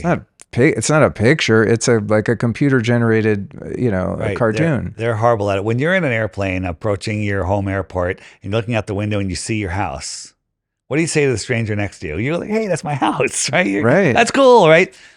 When you go to the moon in the blackness of space and look up at the blue marble, the most incredible thing that you'll ever see, you think you'd take a picture of it or video it? There's not 1 second of video. They have video of them playing golf and riding a doom buggy and hammering a flag into the ground, but never once did they point the video camera towards the earth. Huh. Not once. Not once did they say the word earth. Really? The entire dialogue, am I allowed to swear? Yeah. The entire dialogue should be, holy fucking shit, look at the earth. Oh my God, look at the earth. Holy moly, look at the earth. That's all the entire dialogue should have been, look at that. Oh crap. You know, that's the whole dialogue. Never once did they say earth. Never once did they take a single video of it. Never once did they take a camera and do a 360. Never once. Like on a sitcom. You never do a 360 because you show the fourth wall. Right. There's so many anomalies. It's insane. What about like these supposed, you know, rocket launches too? I've noticed with those that it's never one continuous shot. There's always like these jump cuts of the whole thing. There's 6 edits before it clears the tower. Then there's no smoke. Then there's a close-up, right? I have an Elon Musk video that I show often in my interviews, flatearthdave.com. Go down to the interviews button, watch one of those. And it's a rocket testing that he's going to send to Mars. The onboard camera versus the ground camera. The ground camera is shooting this thing. It's got to be a couple thousand feet in the air at the most. But the onboard camera shows the curve of the earth. It's so high at the same time, right? And then it falls back to earth. And there's the one little rocket that lands it perfectly upright. Like, not for like a Harrier jump jet or something or a drone, whatever. One, it lands it upright. Elon Musk is shooting these rockets up that go up to space, right? You can see the curve. The earth is spinning, going through all those winds there. And then the first stage comes off and falls back to earth. Remember those trade winds I told you, 350 miles an hour, plus the earth is spinning, plus ocean currents, plus winds, all sorts of stuff. This thing's falling. It's got 2 little milk crates that turn, and it's steering it back to a drone ship. No people on this raft. 800 miles off the coast of Florida. Nobody's out there. And it lands upright in a bullseye. And 9 out of 10 times, the camera that's filming starts shaking as it gets close and goes black because they lose the signal. Because it's so far, it's 800 miles away, so they lose the signal because it's over the curve of the earth. Right? It's so ridiculous. But here's the thing. People don't watch it. People just hear it and go, wow, it lands upright. That's so cool, right? Just the other day, Jeff Bezos with his penis-shaped rocket shot 7 people up in the air, one 94-year-old guy, right? No one's on these rockets, but the capsule came down and they show it. It slammed into the ground so hard, there's 0 chance anybody could live. They all walk out like, yes, yes. It's a total stage show. If you watch these things. What's NASA's budget? $80 million a day. A day? Every day, including holidays. Oh my God. Not sure about leap year though. It would take what, a month to apply that budget to the entire homeless crisis in this country, and it would be solved. Yeah. $80 million a day. Just- What did they give you? I'm speaking in guesses, but I'm Yeah. like, I don't know, take $80 million right now to downtown Austin, and you just took care of all those people. Yeah. That's one day. Wow. If somebody gave you $10 million, do you think you'd give them something back? What has NASA ever given us except hopes and dreams? Cartoons. Cartoons. Wow. What about the Nazi origins of NASA? Well, Werner von Braun, the supposed rocket scientist from Russia, it runs NASA. On his gravestone, it says Psalms 19:1, which the heavens declare the glory of God and the firmament showeth his handiwork. Weird. Oh my God. Revelation of the message, message, poke in the eye, not sure. Deathbed Right. confession, not sure. Whatever it is, it's you know, Wow. it's out there. And what have they ever done? They're not doing anything other, you know, and the Globers look like, you wait till 2026, they're going to go. On the Flat Earth Clock app, if you go to the more resources page, there's a section called Flat Earth Movies, movies and documentaries. We have one in there called NASA Going Nowhere Since 1959. And it basically shows how every administration goes, we're going to Mars, we're going to the moon, we're going to Mars, we're going to the moon, we're going to Mars, we're going to the moon. And they just keep shifting. And we're going nowhere. We went to the moon half a dozen times in the 1960s and 70s. And we lost that With men, technology. played golf, ran a scooter around, right? Which, how did they get the scooter in that thing, right? They somehow took off, filmed the takeoff on the moon, connected to the orbiting orbiter, and then made it back to Earth. Why the Earth is, you know, traveling, why the moon. Think about the moon. The Earth is going around the sun 66,000 miles an hour. So the moon, when it's here, if the sun's over there, it's going 66,000 miles an hour. But to get out in front, it has to go faster. And then when it's in front, it has to slow down. Otherwise, it's going to run away. So now it's going 66,000 miles an hour. And then it has to go slower to go back here, right? And then when it goes here, it has to speed up again. Otherwise, it's going to get left behind. Oh my Okay? God, dude. What are the mechanics for that? Oh man. There's no mechanics for that. This is hurting my brain. There's so much. It's like there's a part of me that doesn't want to believe that we've been lied to this egregiously, 'Cause and it's that horrible, I right. believed it. You know? Well, it's easier to fool somebody than to convince them they've been fooled.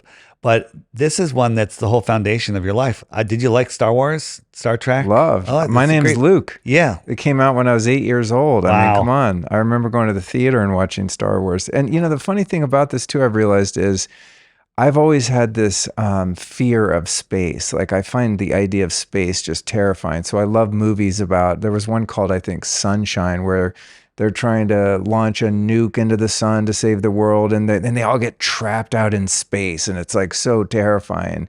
So I wonder if it's like part of the programming is making us afraid of space. I don't want to deviate, but are you Yeah. aware of the nuke hoax?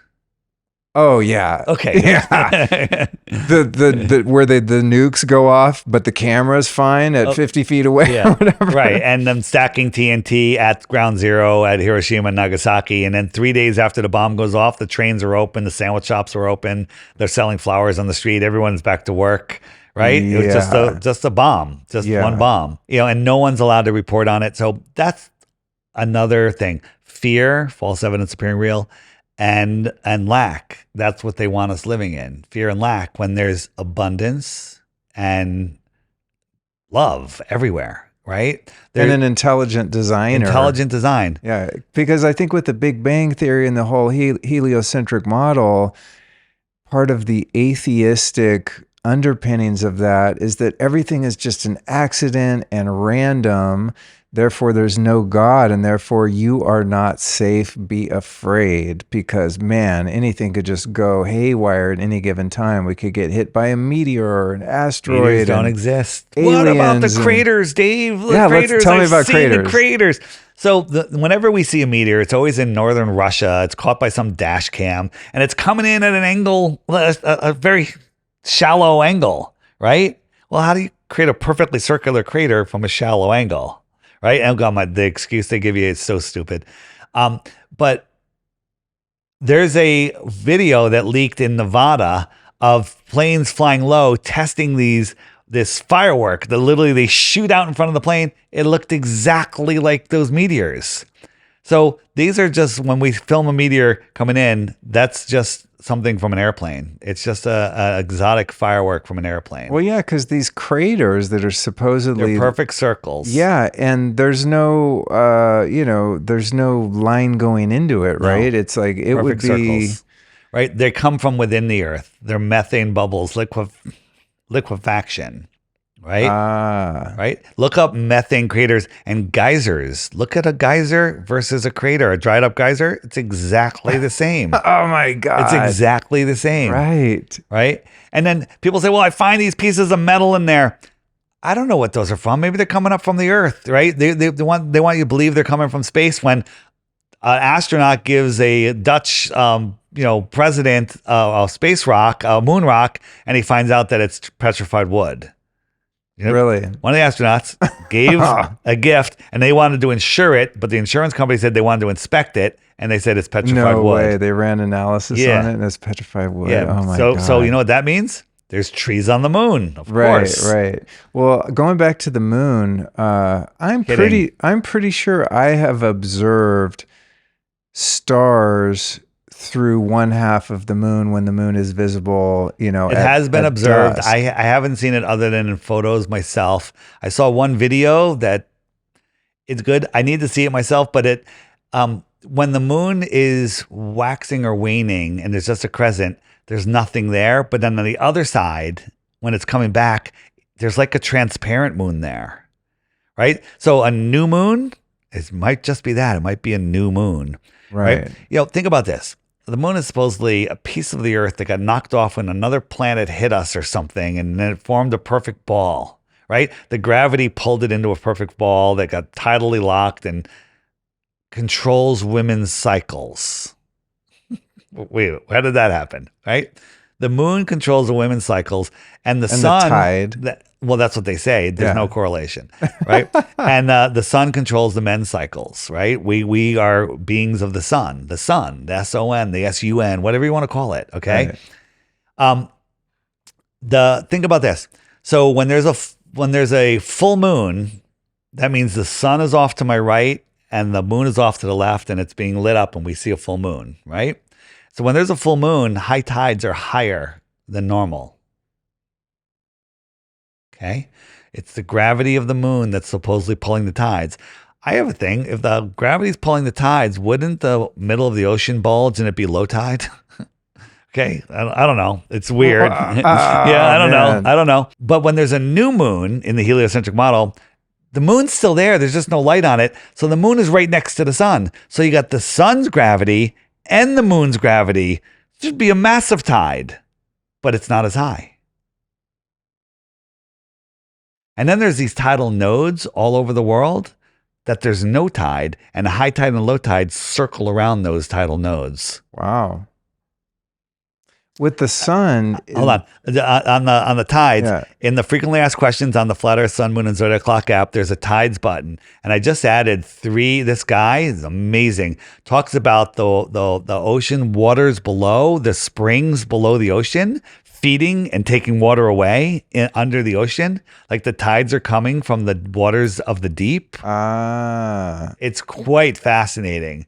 But there's a lot of I want to see that information. It's in there under tides. I've always intuited that, and this can be supported by the idea of primary water, because I'm a huge spring water fan, right? It's like, it seems quite evident that the planet itself makes water just like it replenishes crude oil, right? It just makes new oil because they'll drill a well, suck it dry, come back later, and it's full again. What, more dinosaurs under the ground died and decomposed? So whenever someone mentions primary water, I feel an obligation to bring this topic up. Okay. So Muammar Gaddafi, do you know about the Great Man-Made River? Okay, this is the greatest secret and the greatest tragedy of all time, right? I was taught that he was an evil dictator and he had a scary face, and I was worried that he's going to blow up the world with nuclear bombs. There's a speech he did at the UN in the 70s, I think, where he was angry and he was talking, and the news translated it as, he's just angry, he's doing all this stuff. But somebody translated it and basically said, in the future, the New World Order is going to depopulate the earth with vaccines and fake viruses and all, just everything he was saying is everything that we're living today. Right. And so backing out of that, that's not the main part of the story. He was drilling for oil in the desert in Libya, and he hit an ocean of water underneath the desert, a pristine, ancient, amazing water, an ocean, an endless ocean under the ocean. So he started what's called the Great Man-Made River. He made pipes, giant pipes buried in the desert going all across Africa. Right. It took him 40 years of work. Right, 40 years, and he was piping fresh water all over Africa. Any family that wanted to start a farm, he gave them land, water, seeds, cattle, tractors, everything, but they had to grow an organic farm. Organic farms were popping up all over Africa, and his goal was to feed and make sure all of Africa was in, living prosperously. Is that a word? Okay. And he made housing a human right. Everyone gets a house. He paid for any car you wanted. He paid for half of it. All education, higher education was free. All healthcare was free. If they couldn't do it there, he'd fly you to another country to get it done. When you got married, they gave you money for a house, $50,000 or whatever it was. Greatest leader of all time. When he finished it, Hillary Clinton and Obama and the rest of the UN blew it up with depleted uranium bombs. The greatest aquifer project of all time, called the Great Man-Made River. And you were never taught about it. You were never shown anything about it. On the app, in the video search in Muammar Gaddafi or Great Man-Made River.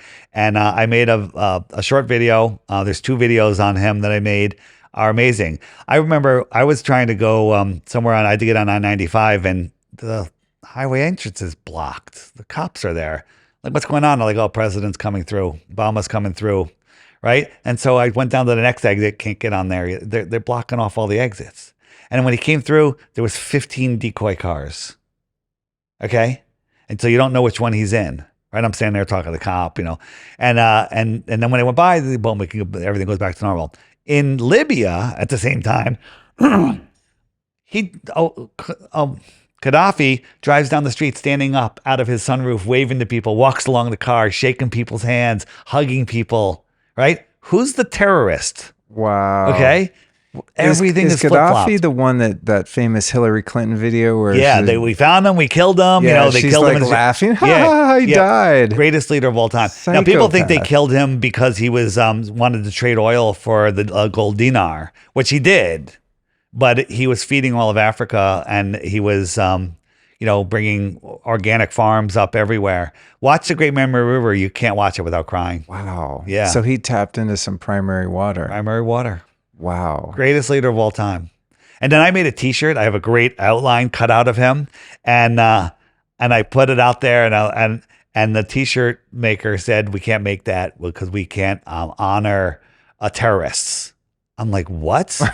Oh my God, dude. So I had to name it something else. I had to come up with a creative name. I said, I forget. I worked my way around it, but it's one of my favorite T-shirts. Wow. Yeah. So we've all been led to believe that the moon is a solid rock, therefore somewhere we can go. And people have refuted that perhaps it's a luminary.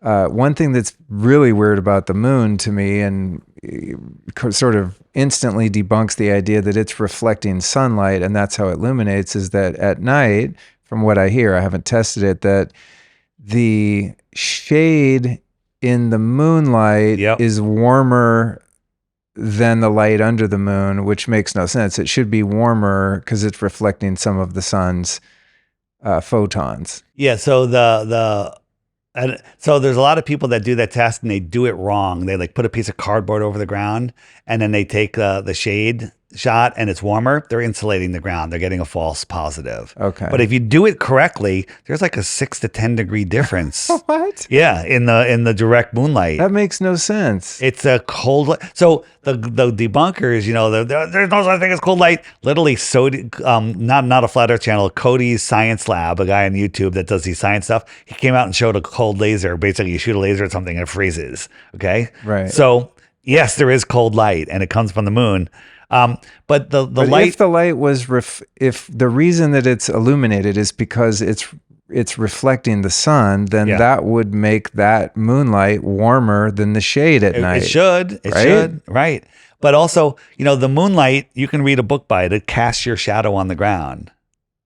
Right. So if you look at this cement ball at noon, is that shedding light that I could possibly read by if it was dark outside? If I isolated, it's like absorbing light. It's just light that's bouncing off of it. Like, it's not casting a shadow in there. But look at the moon. The moon is a light.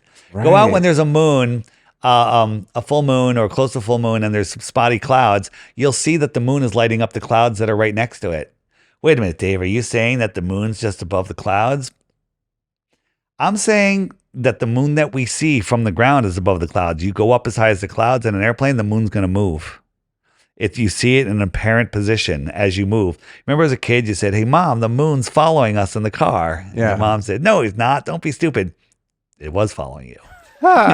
It was. I do an experiment where I divided my studio in half with a blue sheet. I hung a blue sheet across the room. And then on the 10 feet on the other side, I had a bright light. It was actually a square light, flashlight, shining at the blue sheet. And the whole blue sheet lights up, but there's a spot where I could see a round light. It looks just like the sun or the moon. It's pretty amazing. And so my wife, Paige, is to the left of me, about 5 feet. And I said, "Where do you see that sun?" And she points to the sheet over there while I'm pointing to it over here. So we're both seeing the same thing at the same time. And if I walk over, my light will go and merge right into her light because you're seeing it in an apparent position. That's how we see the sun and the moon. We see it in our dome of vision. I call it our personal atmospheric dome of vision. In the app, under the eclipses section on the frequently asked page, I got a couple of videos there. One of them's called Our Projected Sun. Watch that and tell me your jaw doesn't drop out of your face.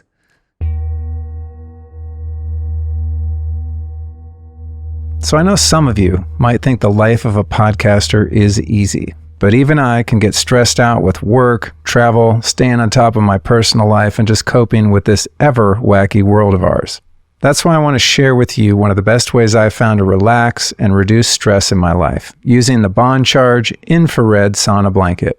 Bond Charge is an awesome company. They've got a huge range of wellness products that help you perform better, recover faster, reduce inflammation. The list is practically endless. And one of my favorite Bond Charge products is their infrared sauna blanket, man. It's the fastest, simplest way I've found to de-stress after getting off a plane, recovering from a workout, or finishing a marathon recording session like I often do. And here's a great travel hack for you. If I'm heading out of town, the blanket is super portable. I can just roll it up, throw it in the trunk, and boom, I've got an easy way to mellow out when I get to my destination. It sets up in less than a minute and heats up super fast. Now, lucky for you right now, they are offering listeners 15% off your purchase of this phenomenal product. Just punch in bondcharge.com/lifestylist and use the code lifestylist to get your discount. That's BONCHARGE.com/lifestylist. And for you EMF mitigators out there, don't worry, I got you covered. They've tested their blanket against other leading brands, and their EMF levels are one of the lowest on the market. You can find all those details and more at bondcharge.com/lifestylist. And don't forget to use that code lifestylist to get your 15% off. Speaking of the sun, and I this talking about something like this really requires visuals to really get the point. So I'm glad you have like backup here. So people that are curious or people that are like, these guys are fucking nuts, they can actually go look. Because some of the stuff to me that got me interested in it was the video content where I'm like, hold up. I can't explain this, therefore I'm curious, I want to learn more. Yeah. But one thing in that regard is we're told the sun is 93 million miles away. that just doesn't make sense to me on an intuitive level. It really just seems like it's right there. It is and right when there. And when you look at like you were talking about earlier, how the sun's rays come down through clouds, if it was as big as they say it is and as far as they say it is, then all of that light coming down from the sun when it comes through the clouds would be coming straight down like in pillars. Yeah. They wouldn't be diagonal. You know what I'm saying? So I'm like, it makes no sense to me. It can't be that big or that far away. 100%. Whether or not the surface of the earth is curved or flat, even apart from that particular point, the size and distance of the moon in the official story, it does not hold water to me. So the top picture would be what we should see with a distant exactly. sun. And the bottom picture is what we do see. Right. Okay. Reality is weird because it doesn't match the stupid helio-nonsensical BS model. Right. Right. We don't see that. This is what we see. Crepuscular rays. Those are the rays that come in at an angle. Yeah, crepuscular rays come in at an angle, right? All the pictures of the sun are crepuscular rays. Right? All of this is I just typed in core and those show right up on the app. So all of this stuff is at your fingertips. Here's the thing. If you have never heard of flat earth and you're listening to this podcast and you walk away and say, I think the earth is flat, or I know the earth is flat, you're not doing yourself a favor. You need to verify everything I say. Don't believe anything either of us say if it's something that goes against what you already believe. You have to look at it. Now, honestly, I'm going to give you enough information where you can go, holy crap, we've been lied to. It's not a ball. But go and verify yourself. That's what I did. That's what I'm trying to do here today. The thing that got me was boats over the horizon. I live on the water, and boats go over the horizon. Bill Nye showed us the boats going over a physical horizon. Oh God. Okay. Well, it's a famous thing that he shows. He's not a scientist. If He's the an earth actor. was a ball, boats would go over the horizon.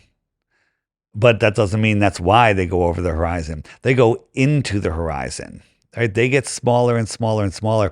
Now, this is real. I'm not going to get too deep into this because it's much easier to see visually. But if you go to the water, like I live on Long Island Sound, and about less than a mile off of the beach that I'm standing at is another island. And then straight past that is New York City, 25 more miles away. But if I look at my depth of field, that island, so if this is New York City, this end of the iPad is New York City. Am I going that way? I'm going this way. New York City here, and I'm standing here. I see that island here. So this is 1 mile. And then from here to here in my depth of field is 24 more miles. Because it's the angle that you're seeing it at. You can stand in a hallway. I was just at my hotel the other day. It's crazy, like 24/7.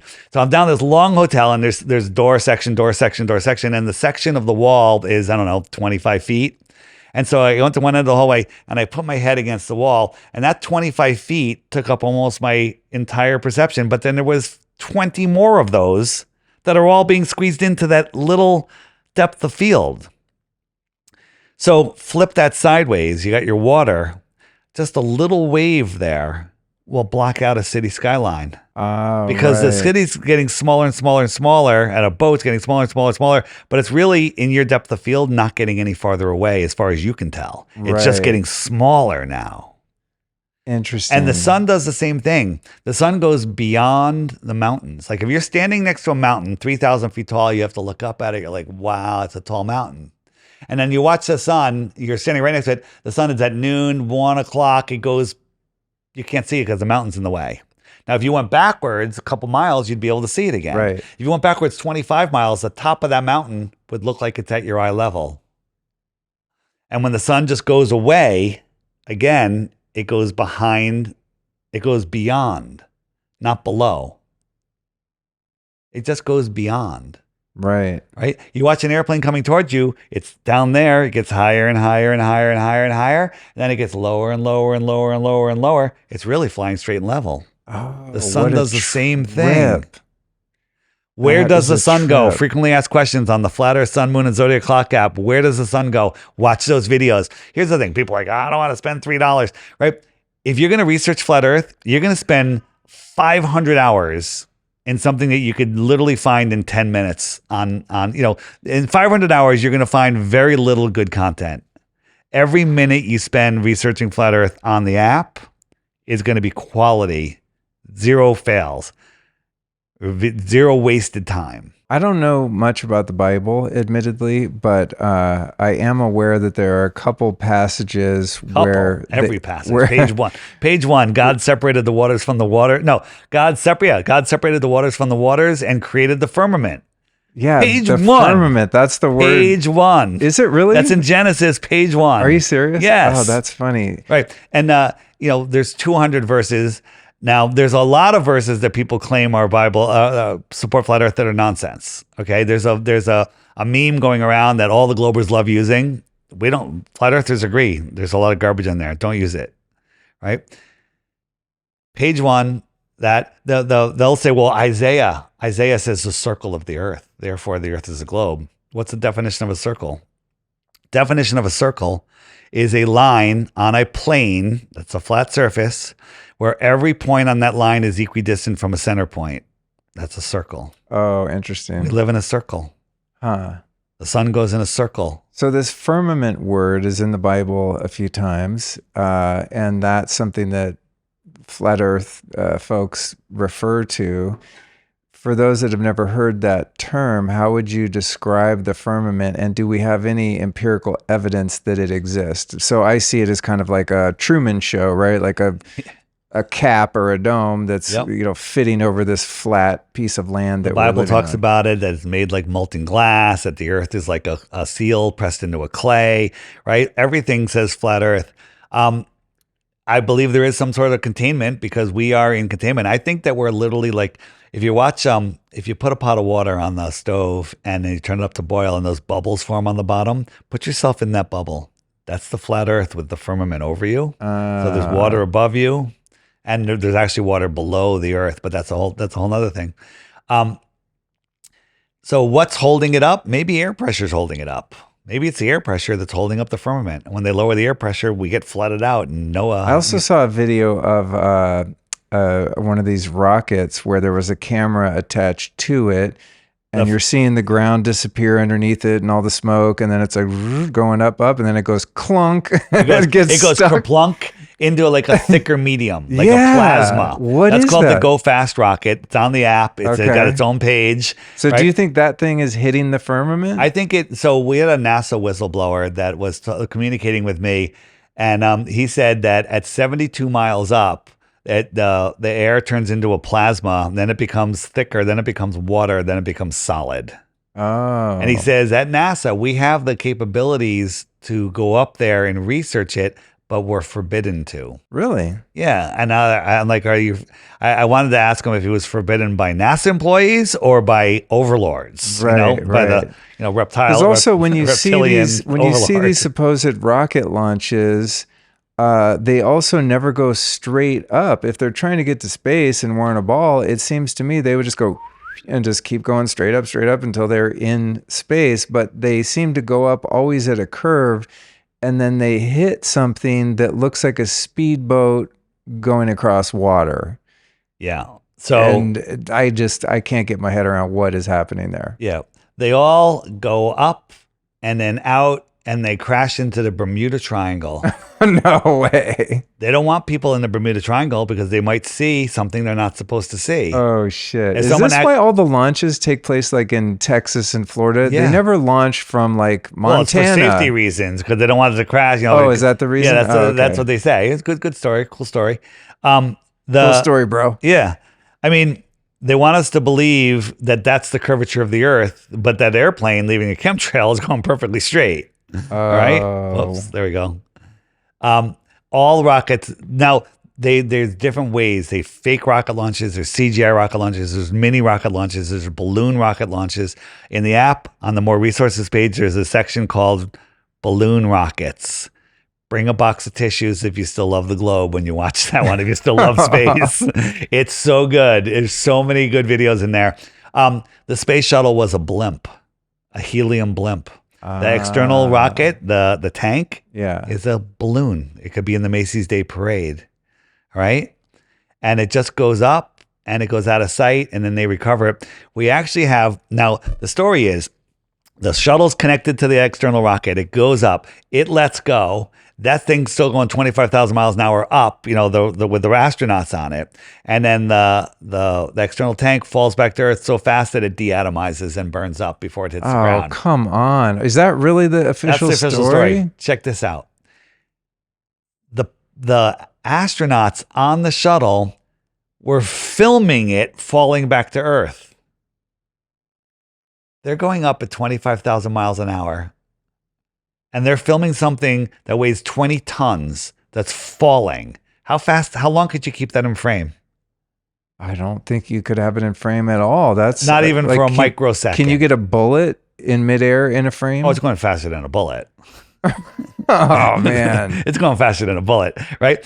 But they filmed it for minutes. I don't know how I'm going to process this conversation. So check this out. This gets worse. This gets worse. Honestly, so they film it, and it's not that far above the clouds. Like, when's this thing going to start burning up? And then you're watching it, and all of a sudden we see a piece of tissue paper float by, like showing what speed it's really moving at, which is not fast at all. Like a piece of tissue, like a litter that came out of a helicopter that was filming this balloon or something, right? But then I saw this weird anomaly where I'm like, what was that? And I slowed it down. I rotated the camera. I rotated the image. I cranked up the levels, and it was a weird cloaked looking quad airplane of some sort. It looked like a quadcopter or something. It looked, I call it the blimp recovery vehicle. There's no question, no doubt. Don't know what it is. It's some sort of aircraft. Proving that thing wasn't falling, proving that it's not what it was, right? End of story. How do we explain when you see footage of astronauts in a zero gravity environment? Now, I've seen a lot of these videos where they slow it down and you see cables, You see cables pulling on their shirt. Sometimes they're in zero G flights, zero G flight, the parabolic flight. You get about 40 seconds of weightlessness. Well, that's the ones we know about. Maybe they have ones that go much higher and you get several minutes of weightlessness, right? It's just free falling. Go higher, you free fall longer. Because in some of the videos, you'll see the women with long hair and their hair is like standing up, and then you realize it's hairspray. Yeah. Well, think about this. In the military, you ever see like a fighter jet pilot? Stand-up guys, in shape, smart as a whip, buzzed head, right? Look at all the astronauts. They're the dumbest people ever. Look at Dom Pettit. We lost the technology, but we don't have the technology to go back again. And he's like, "What if there's a leak?" Well, then there's a leak. I don't know. We'd probably. I mean, he's a moron. I'm actually featuring a video of him. It's so funny. There's so much. It's you hear that they're applying for astronauts. There's 4,000 applicants, and they picked Don Pettit. Right. Don Pettit. Right. He's. And maybe they picked him because he's so stupid. He believes I say none of the astronauts, they're all in on it except maybe Don Pettit. He might believe he went to space because somebody told him he did. Well, back to the idea of how could this many people be in on it? Not that many are. The only way that makes sense to me is kind of a pyramid structure of information, right? Where you have only at the apex of the pyramid people in the know, and then there's compartmentalized bits of information going down to the broad base of the pyramid, where your average guy selling T-shirts at the NASA he doesn't amusement park the people is fully on board, and his boss and his boss and his boss are all on board too, and that at a certain level someone's going like, oh, this is all just Hollywood fakery. We interviewed someone from the control room during the Apollo missions, and his quote, he said, "We do so many simulations that when the real thing happens, we can't even tell the difference because we've practiced that many times." Or maybe that's just another simulation and they told you it was real. Right? The simulations, they do it so many times that they're so good at it that when they do the real one, they can't tell the difference. Huh. Is that a brainwashed person or what? Man. Yeah. What do you think about Elon Musk and fake X? You know, a lot of people now are just on this guy's nuts so hard. Like he's some Well, he's the savior. He's saving beacon us of in free Twitter, speech and this and Yeah. that. I'm like, that app is censored as hell Yeah. still. I'm shadow banned to death. I get nothing, right? Really? Yeah, it's horrible. And so, but you know, there have been some positive moves he's made too. He's done, and some stuff goes viral there. And listen, God bless Twitter, right? God bless God bless YouTube, right? YouTube is where all the normies are. So we need to stay on YouTube and bring those people over. Elon, his story, running Tesla and PayPal and all this stuff, all lies. On my website, flatearthdave.com, scroll down to the banner that has a whole bunch of pictures of Elon Musk on it. There's a 5-minute video by Greg Reese, and it will show you that everything he's ever said is a lie. Now, I go back and forth. Is he MK Ultra or is he in on it? Back and forth. Right. I'm not sure which one. Right now, I would say he's in on it. All right. I mean, the most insulting lie that he's perpetuated is the Tesla car floating in space. And then there was a conference where he was being interviewed and he said something like, you can tell it's real, but it looks so fake. Yeah, you can tell it's real because it looks so fake. That was the Tesla. Yeah, and I'm like, man, how high do you need to be to see the curve of the earth? Trust this guy? How high do you need to see the whole earth? Well, I'll answer it for you. Okay. The International Fake Station is 250 miles up, and it could barely see the curve. It's just a minor curve. They can't see the whole Earth. You just see a little bit of the curve. Okay. And on certain different days, it's a different amount of curve. Weird. How does that happen? Right. Elon's car that saw the whole circle Earth was only 70 miles up. Oh man. Okay. And that should be enough to discredit him 100%. Catching them on wires using green screens once is enough to discredit them 100%. But we have hundreds and hundreds and hundreds of screw ups. We have one where they were excited. They got some fresh fruit from the Russians brought up some fresh fruit and they had a lemon. They were floating it around. Oh, so they're always playing with things in the air and water in the air with all the electronics, water bubbles and stuff. Right. And the lemon went flying. He went to grab it and it went through his hand as he grabbed it. And the hand didn't even look real. The hand turned into a glitch. Total. There's so many. It's called augmented reality. They're manipulating things that aren't there. They're seeing them either in a contact lens or on another screen, and they're manipulating them in real time. Yeah. Wow, dude. Yeah. Oh my God. There's so much fakery. So on my channel, you can find on the app, just search Laura Nina. This is a woman from the UK who did a 10-minute rant on why it matters. And I can never match it. She says it so well. I've listened to it 50 times. And basically she's talking about, if you play on their ball field, you have to play by their rules. But she says it much better. And she has that beautiful accent too. And she's good looking. So it's a great video. And I highly recommend people watch that. And if you want to find it, if you can forget the name of it, just go to the Why the Lie section. And there's a whole bunch of videos there that'll make you cry. Yeah, I mean, I think that really is the big question: is why the lie? What would be the motivation? And as we talked about in the beginning, the thing that makes the most sense to me is the proliferation of like widespread atheism. Yeah, right, is just disconnecting us from the miracle of creation, making you feel powerless. It's a pretty big motivator. If you want to control a group of people, then tricking them into thinking there's no God is a great way to do it, because then everyone needs a God, right? You need a source. How do I dilute my tea? I can pour it into your pool. Then it's pretty diluted. How do you dilute God? Pour it into empty space, infinite space. Right? Take his creation and say it's infinite space of nothingness. Wow.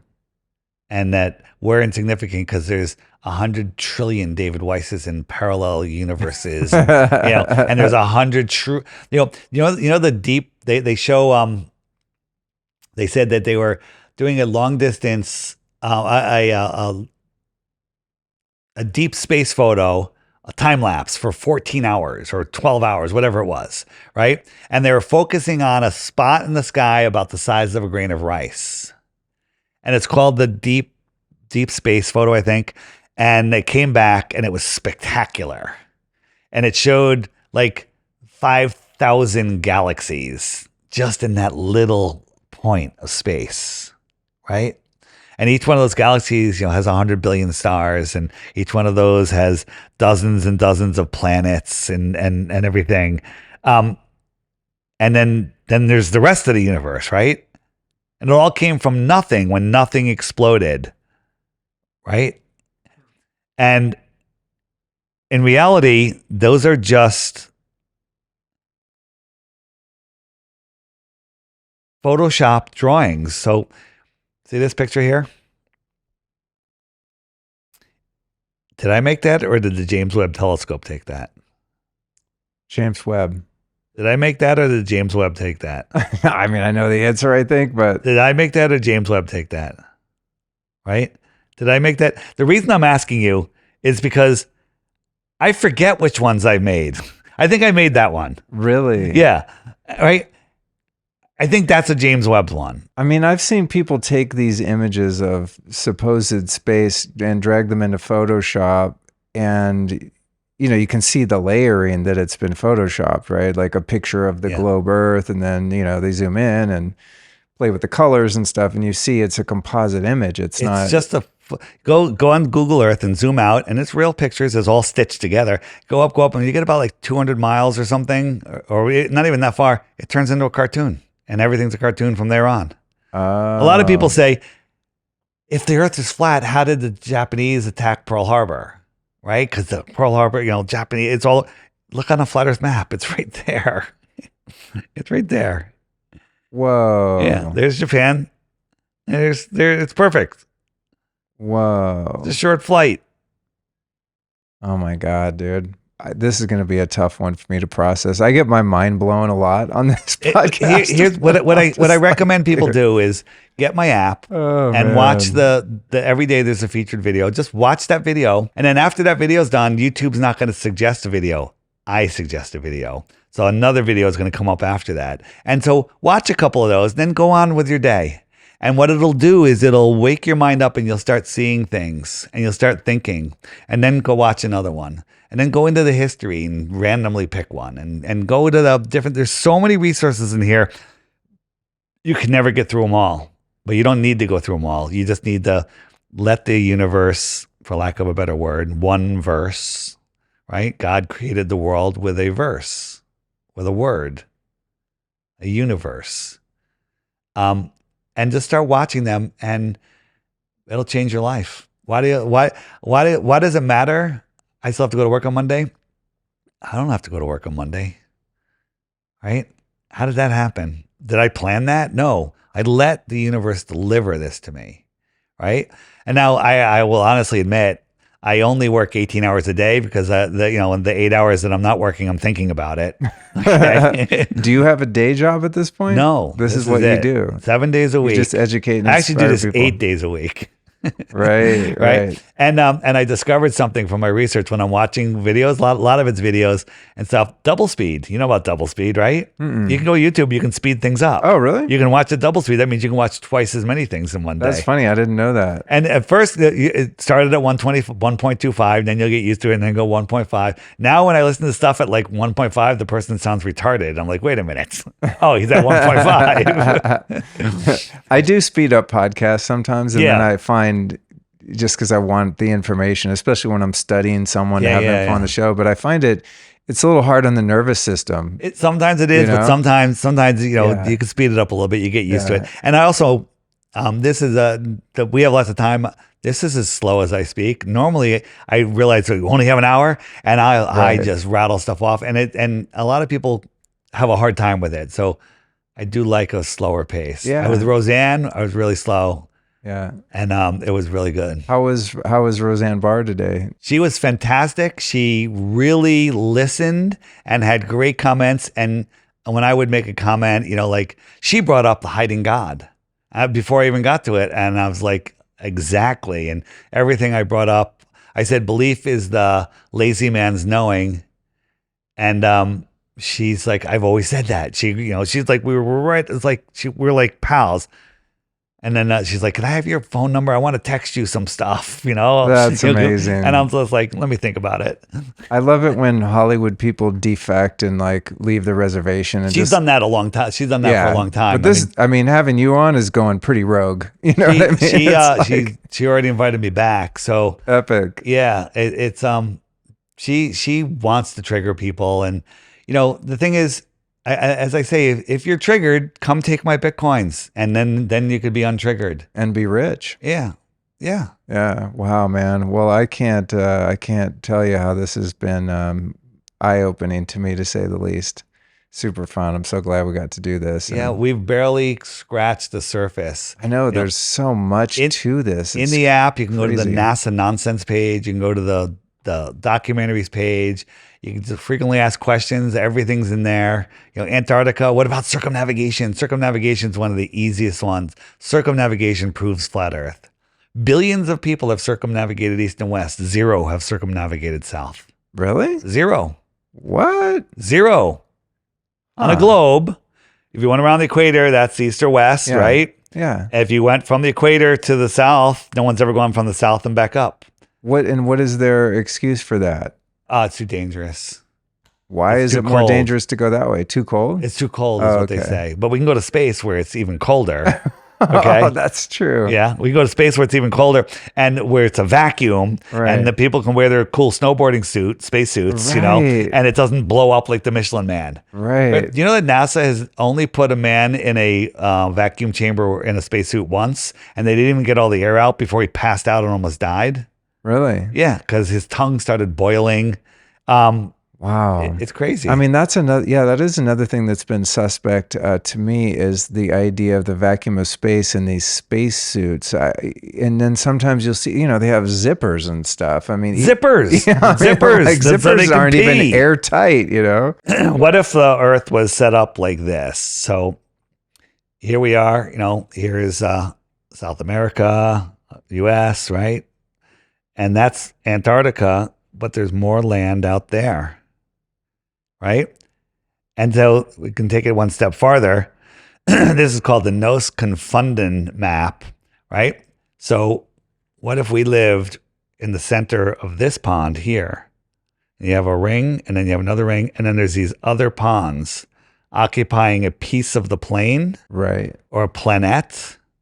A planette. I've seen that model, and one thing that I've always wondered about in terms of the firmament is like, okay, if there are these other worlds or other lands outside of the circle of the Arctic Circle, then is the firmament covering all of that, or do we each have our own little firmament on each little island outside? I don't know. Yeah. But yes, maybe. Who knows? Right. Maybe there's a mega superdome, and then each one has its own energetic dome. Right. Okay. Right. That makes a lot of sense to me, because we have our toroidal field, and maybe on the outside of the toroidal field, it's frozen. Right. And so maybe there's the superdome up there. I don't know, but there's lots of books about it. There's one called The Navigator Across the Ice Wall, or The Iron Republic. I highly recommend people watch that or listen to that. You can read it, or there's on the app, you can just search for it, and there's an audio version of it for free. Listen to that stuff. And they're talking about more land in the 1800s, early 1900s. Wow. They're talking about more land. Everything you've been told about flat Earth is the opposite. If the powers that be maintain their control by superimposing the belief that we have limited resources, right? There's limited water, there's limited oil for fuel, there's limited food, and therefore if there's limitations on the supply, then therefore they can charge more for it, right? It's like supply and demand kind of thing. And so if there are other lands outside of that ice wall and there are more resources, then things are even more abundant than we know they are, right? Because we know the Earth is just more abundant than the human population could never consume all the Earth has to offer, but there might even be more outside of that. There may have been trillions and trillions of people scattered to these outer lands, and they may have repopulated us after the reset. There's so much to learn. Life is so fascinating, and this place is way more than they told us. Once you understand that, you literally it repowers you. It takes you get your power back, and they're hiding free energy. That's the biggest thing. Think about this. Imagine if you had a device the size of a roll of quarters that would air condition your house, heat your house, and power your car for 100 years, and you never needed to replenish it. Would that free up a little bit? Right. And the amount of electricity you have as much as you want, so you can do whatever you want with it. You can create things, and having all of this free energy. You could mine a lot of Bitcoin. You could do everything. You could do whatever. Right? It would probably crash Bitcoin's price. But they're hiding that because that's how they control us. Tesla at the World's Fairs was lighting them up wirelessly. He had his tower in Long Island, New York. And JP Morgan said to him, he says, how do we bill for this? He's like, you can't. It's free energy. You can transmit it worldwide. Well, JP Morgan goes, well, let me think about that. I own telegraph pole companies. I own wire companies that transmit electricity. I own coal mines and train rails that distribute that coal. I own oil companies. Yeah, this isn't good. I need to shut you down. And they shut them down. Right. And so now we pay for dirty electricity. Right. When there was all free electricity everywhere. Yeah. Now we live in homes full of 60 hertz. That's killing everyone slowly. Yeah. Frying us like frogs, boiling the frog. Yep. Man, wow. Well, thank you so much for coming by today. I've got one last question for you. Who have been 3 teachers or teachings that have influenced your life and your work in general that you'd like to share with us? 3 teachings. I would say early on, it would be Eckhart Tolle and The Power of Now. Oh, yeah. So I was actually reading that. I was going through a divorce. I went to the first outing party by myself, and I met a girl who was going through a divorce who was reading The Power of Now. We've been together for 17 years. No way. Yeah. Oh, that's epic. Yeah. How cool, man. Yeah. Yeah, that book was really impactful for me too. That was one. Another one is the Ra books, the Teachings of Ra. Oh, I don't know that one. You don't know the Teachings of Ra? Oh, there you go. Aaron Abke teaches a lot about it. Yeah, he's a buddy of mine. Yeah, He's a total globe head. Okay, really? Don't throw the baby out with the bathwater. Okay, there's no getting through to him. That's funny. Give up. Okay, but that's okay. Ryan that you met on the way out is staying with Aaron down the street. I was going to ask if it was Abke. Is that really him? Yeah. Okay, so Aaron, he's a globie, and I don't think he'll ever change. But it doesn't mean we don't love him. It doesn't mean he's not right about some other things. Sure. So he's big into the Teachings of Ra. I actually have it in the app in the homeschool section. Really, really good stuff. And another one I would have to say is Roseanne Barr. In 2012, I tell you this at the beginning? No. 2012, I was at the Gathering of the Vibes music festival in Bridgeport, Connecticut. And I was walking around with chemtrail signs, screaming at people that they're spraying the skies before it was cool to do that. And later that evening, all of a sudden, Roseanne Barr's on stage. I didn't even know she was there. And she said she's running for president. I'm like, okay, that's funny. And she goes, because all of those politicians are pedophiles. And then she went off the rails and just screaming about just how depraved this world is. And she held back nothing. And I go, maybe I shouldn't be so afraid to speak my mind. And I started speaking my mind from that day forward. Wow. And today I interviewed with her. That's epic, dude. Yeah. I mean, to your point, there's really something to that. And like I said, this topic was one I'm like, wow, am I really ready to go into this? But I find that there's kind of a positive contagion, right? When someone has the courage like you to just go, hey, like I know I'm a contrarian here about something really big that's going to freak a lot of people out, and you're willing to do it. There's going to be people that listen to this that have had their suspicions about the nature of our reality that are now going to go to work and go, you know what? I found this app because I heard this guy on a podcast. It's really interesting. You should check it out. Yeah. And they're going to have the courage to be that weirdo because we're being the weirdos here and we don't really mind that people see us that way. You know, there's like a courageous contagion that takes place. Did you set up your referral code on the app? Do you have the referral No, code? I don't. No. Well, I'll figure one out by the time this goes out. We'll put the show notes again, you guys, at lukestory.com. in the show notes, when you download the app, one of the first things to ask you is, do you have a referral code? Oh, cool. And they gain nothing other than you would get a point and 1,000 dome. Okay, I want 1,000 dome. And you know, who knows? My podcast co-host Matt Long, who comes from the biblical side of flat Earth. Oh yeah, I met him when we met him went the other to night. taco night. We joke around. Now, I make no financial claims about Dome. Right, worst case scenario is it teaches you how to use crypto, and you can get some benefits on the app. You know, and with some other flat earthers. But we said one day, you know, maybe a few years in the future, we look at each other and go, did we really give out $10,000 per referral? right, totally. Right? I mean, dude, when I bought my one Bitcoin, it was at $7,400, which seemed like a huge risk at that time. This is just a couple of years 10 ago. times your money almost, right? Yeah. And now, of course, I'm like, God damn it! Why didn't I listen to my crypto buddies who were like, "You only bought one, dude. Sell your house. You know, put everything you've got into it." I got a better one than that. My son comes to me and goes, "Hey, Dad, can I use the computer to mine Bitcoin?" I'm like, what the hell's Bitcoin? This was way back, right? 2011, maybe, whatever, when Bitcoin started. And he explained it to me, and I'm like, digital currency? I don't know. I think that's bad. And he goes, no, let me show you. And I go, look, it was $3 just a couple weeks ago. It's $7 now. You missed it. Oh, man, dude. And I bought zero at that point. Isn't that crazy? You bought some after that, though, I assume.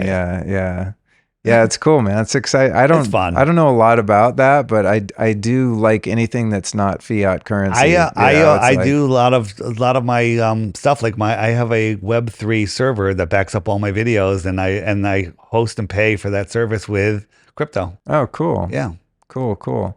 Do you think that there's any chance that the system will be able to put this particular genie back in the bottle, or do you think it's too late? No, there's no chance. It's way too late. There's too many people, and no one. This is a topic that people just can't drop.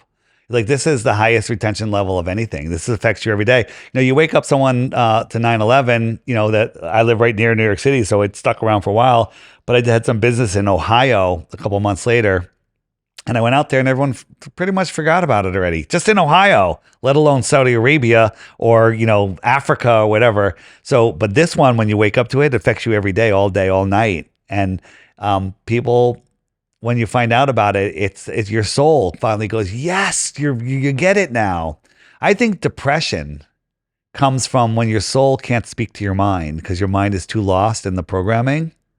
And your soul knows the truth of the world, and your mind is lost in the lies, tell-lie vision, right?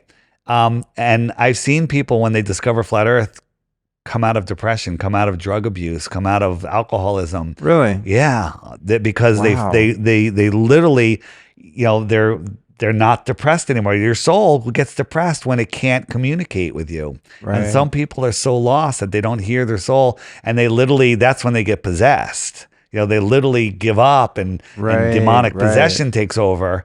You know, flat Earth has cured that. It makes sense because coherence Yeah. brings peace, right? And if there's a discrepancy between what our higher knowing understands and then the mind is unable to rationally get on board with the inner knowing, there's going to be a discord there. There's going to be a conflict there that will be sub-perceptual. Teaching a child about the heliocentric system is child abuse. You're literally ripping their common sense out of their mind, telling them they can't trust their eyes and their God-given senses, that they're not stationary, that they're spinning and whirling and twirling, right? The sun is not moving. We're falling over backwards faster than the speed of sound, right? It's all craziness. And once you do that to a kid, their psyche is broken, and you can train them to believe anything. Right. It's and like you put them in the prison camp. Teach a kid about Santa Claus and then you never tell them, oh, hey, you know, you're old enough now. We're going to let you in. Santa Claus isn't real. So you lie to them about that. You lie to them. You teach them about the earth, right? You're lies are just horrible. I told you in the beginning, I would tell people that I went to medical school and then later in the show, I'd use that as an example. That hurt me to say that. It hurt my soul to say that because it wasn't true. Yeah. Weird, right? Yeah. Even though I just make an example, all right? And I'm admitting it. It just that time that lie was living in me, right? Even though it was just for an example, it hurt. That's why I don't do it anymore. It was really good too. Speaking to your inner knowing and intuition, I had an interesting experience maybe 2 years ago, and I didn't really know that much about the topic we're talking about, but I was aware that there was a group of people like you that thought the Earth was flat and that the cosmos is spinning around us. So I understood it conceptually, but didn't really give it a lot of thought, and just it wasn't something I was really focused on. And one evening, and this is going to take away some credence from what I'm about to say to many people, but I was in an ayahuasca ceremony, and I walked outside to get some fresh air, as you do. I looked up and I went, holy shit, the cosmos is spinning around us in a big circle. No doubt. And once I saw that, you could torture me to death. There is no way I will not know what I saw. It's irreversible. And one could say you were on drugs, you were hallucinating. We're spinning. So we're spinning with our axis pointing at Polaris. And that's why Polaris stays still and all the other stars appear to be turning because we're spinning, right? Right. Other planets' axis is pointing in all different directions. They're not pointing towards Polaris. So Polaris isn't special other than it is to us because our axis is pointing towards it. Heliocentric nonsense, right? All of the stars, the sun, the moon, comets, and all of the other planets circle Polaris. Aren't we supposed to be going around the sun? Oh, man. They all circle Polaris. Huh. The sun, equidistant around Polaris. Other planets around Polaris, right? And because we're here in, some of them forward and behind, that's why we see all this retrograde motion and stuff, right? They all circle Polaris. It breaks people's minds. We weren't taught to think. We were taught to memorize. Wow. What about this is the last thing. I keep thinking There's about no the last things. question. The Georgia Guidestones. Oh, yeah. Right? Where, there was like there was a clock, yeah. Yeah, a viewing place where you could look through and you look see. through a little hole and there's Polaris, right? So Polaris is always visible through that hole, always. Even though supposedly. It's a little tiny hole. It's right there, right in the center of the hole. And we went down, we looked at it, we did time lapses. Did you really? Other flat earthers. Oh, okay. I didn't before they blew it up? So check this out. For which there was never an investigation, no hoopla, no media coverage. The Great Pyramid of Giza has a shaft like that. It points towards Polaris. We're like, wait a minute. If the Earth is wobbling, every 76 years, moving 1 degree, in the 26,000 year cycle, 2,000 years ago, wouldn't be pointing towards Polaris. And I'm like, oh yeah, it was pointing towards the North Star of Thuban back then. Oh, really? And we just happen to live in a time where it's pointing towards another North Star? Yeah, that's their argument, right? So the 1981, the Georgia Guidestones were built and that hole was lined up with Polaris. Well, it was over 40 years. It moves, if the Earth is wobbling, it's moving 1 degree every 76 years. So 40 years is over a half of a degree. 1 degree in the sky is 3 moons side by side, 3 full moons side by side. So it's 1.5 moons. That would have moved Polaris way out of that hole. We pointed that out in a video. It started going viral on TikTok and Twitter and everywhere. And then, ba-boom, terrorists blew it up. 3 hours later, bulldozers were there, took the whole thing down, no investigation, as you just said. And now our absolute proof has been removed. Wow, dude. So that blowing up of the Guidestones happened after that video went viral? Yep. Holy shit. Talk about a smoking gun. Dude. Yeah. And no one's talking about it. No one cares. No one's talking about it.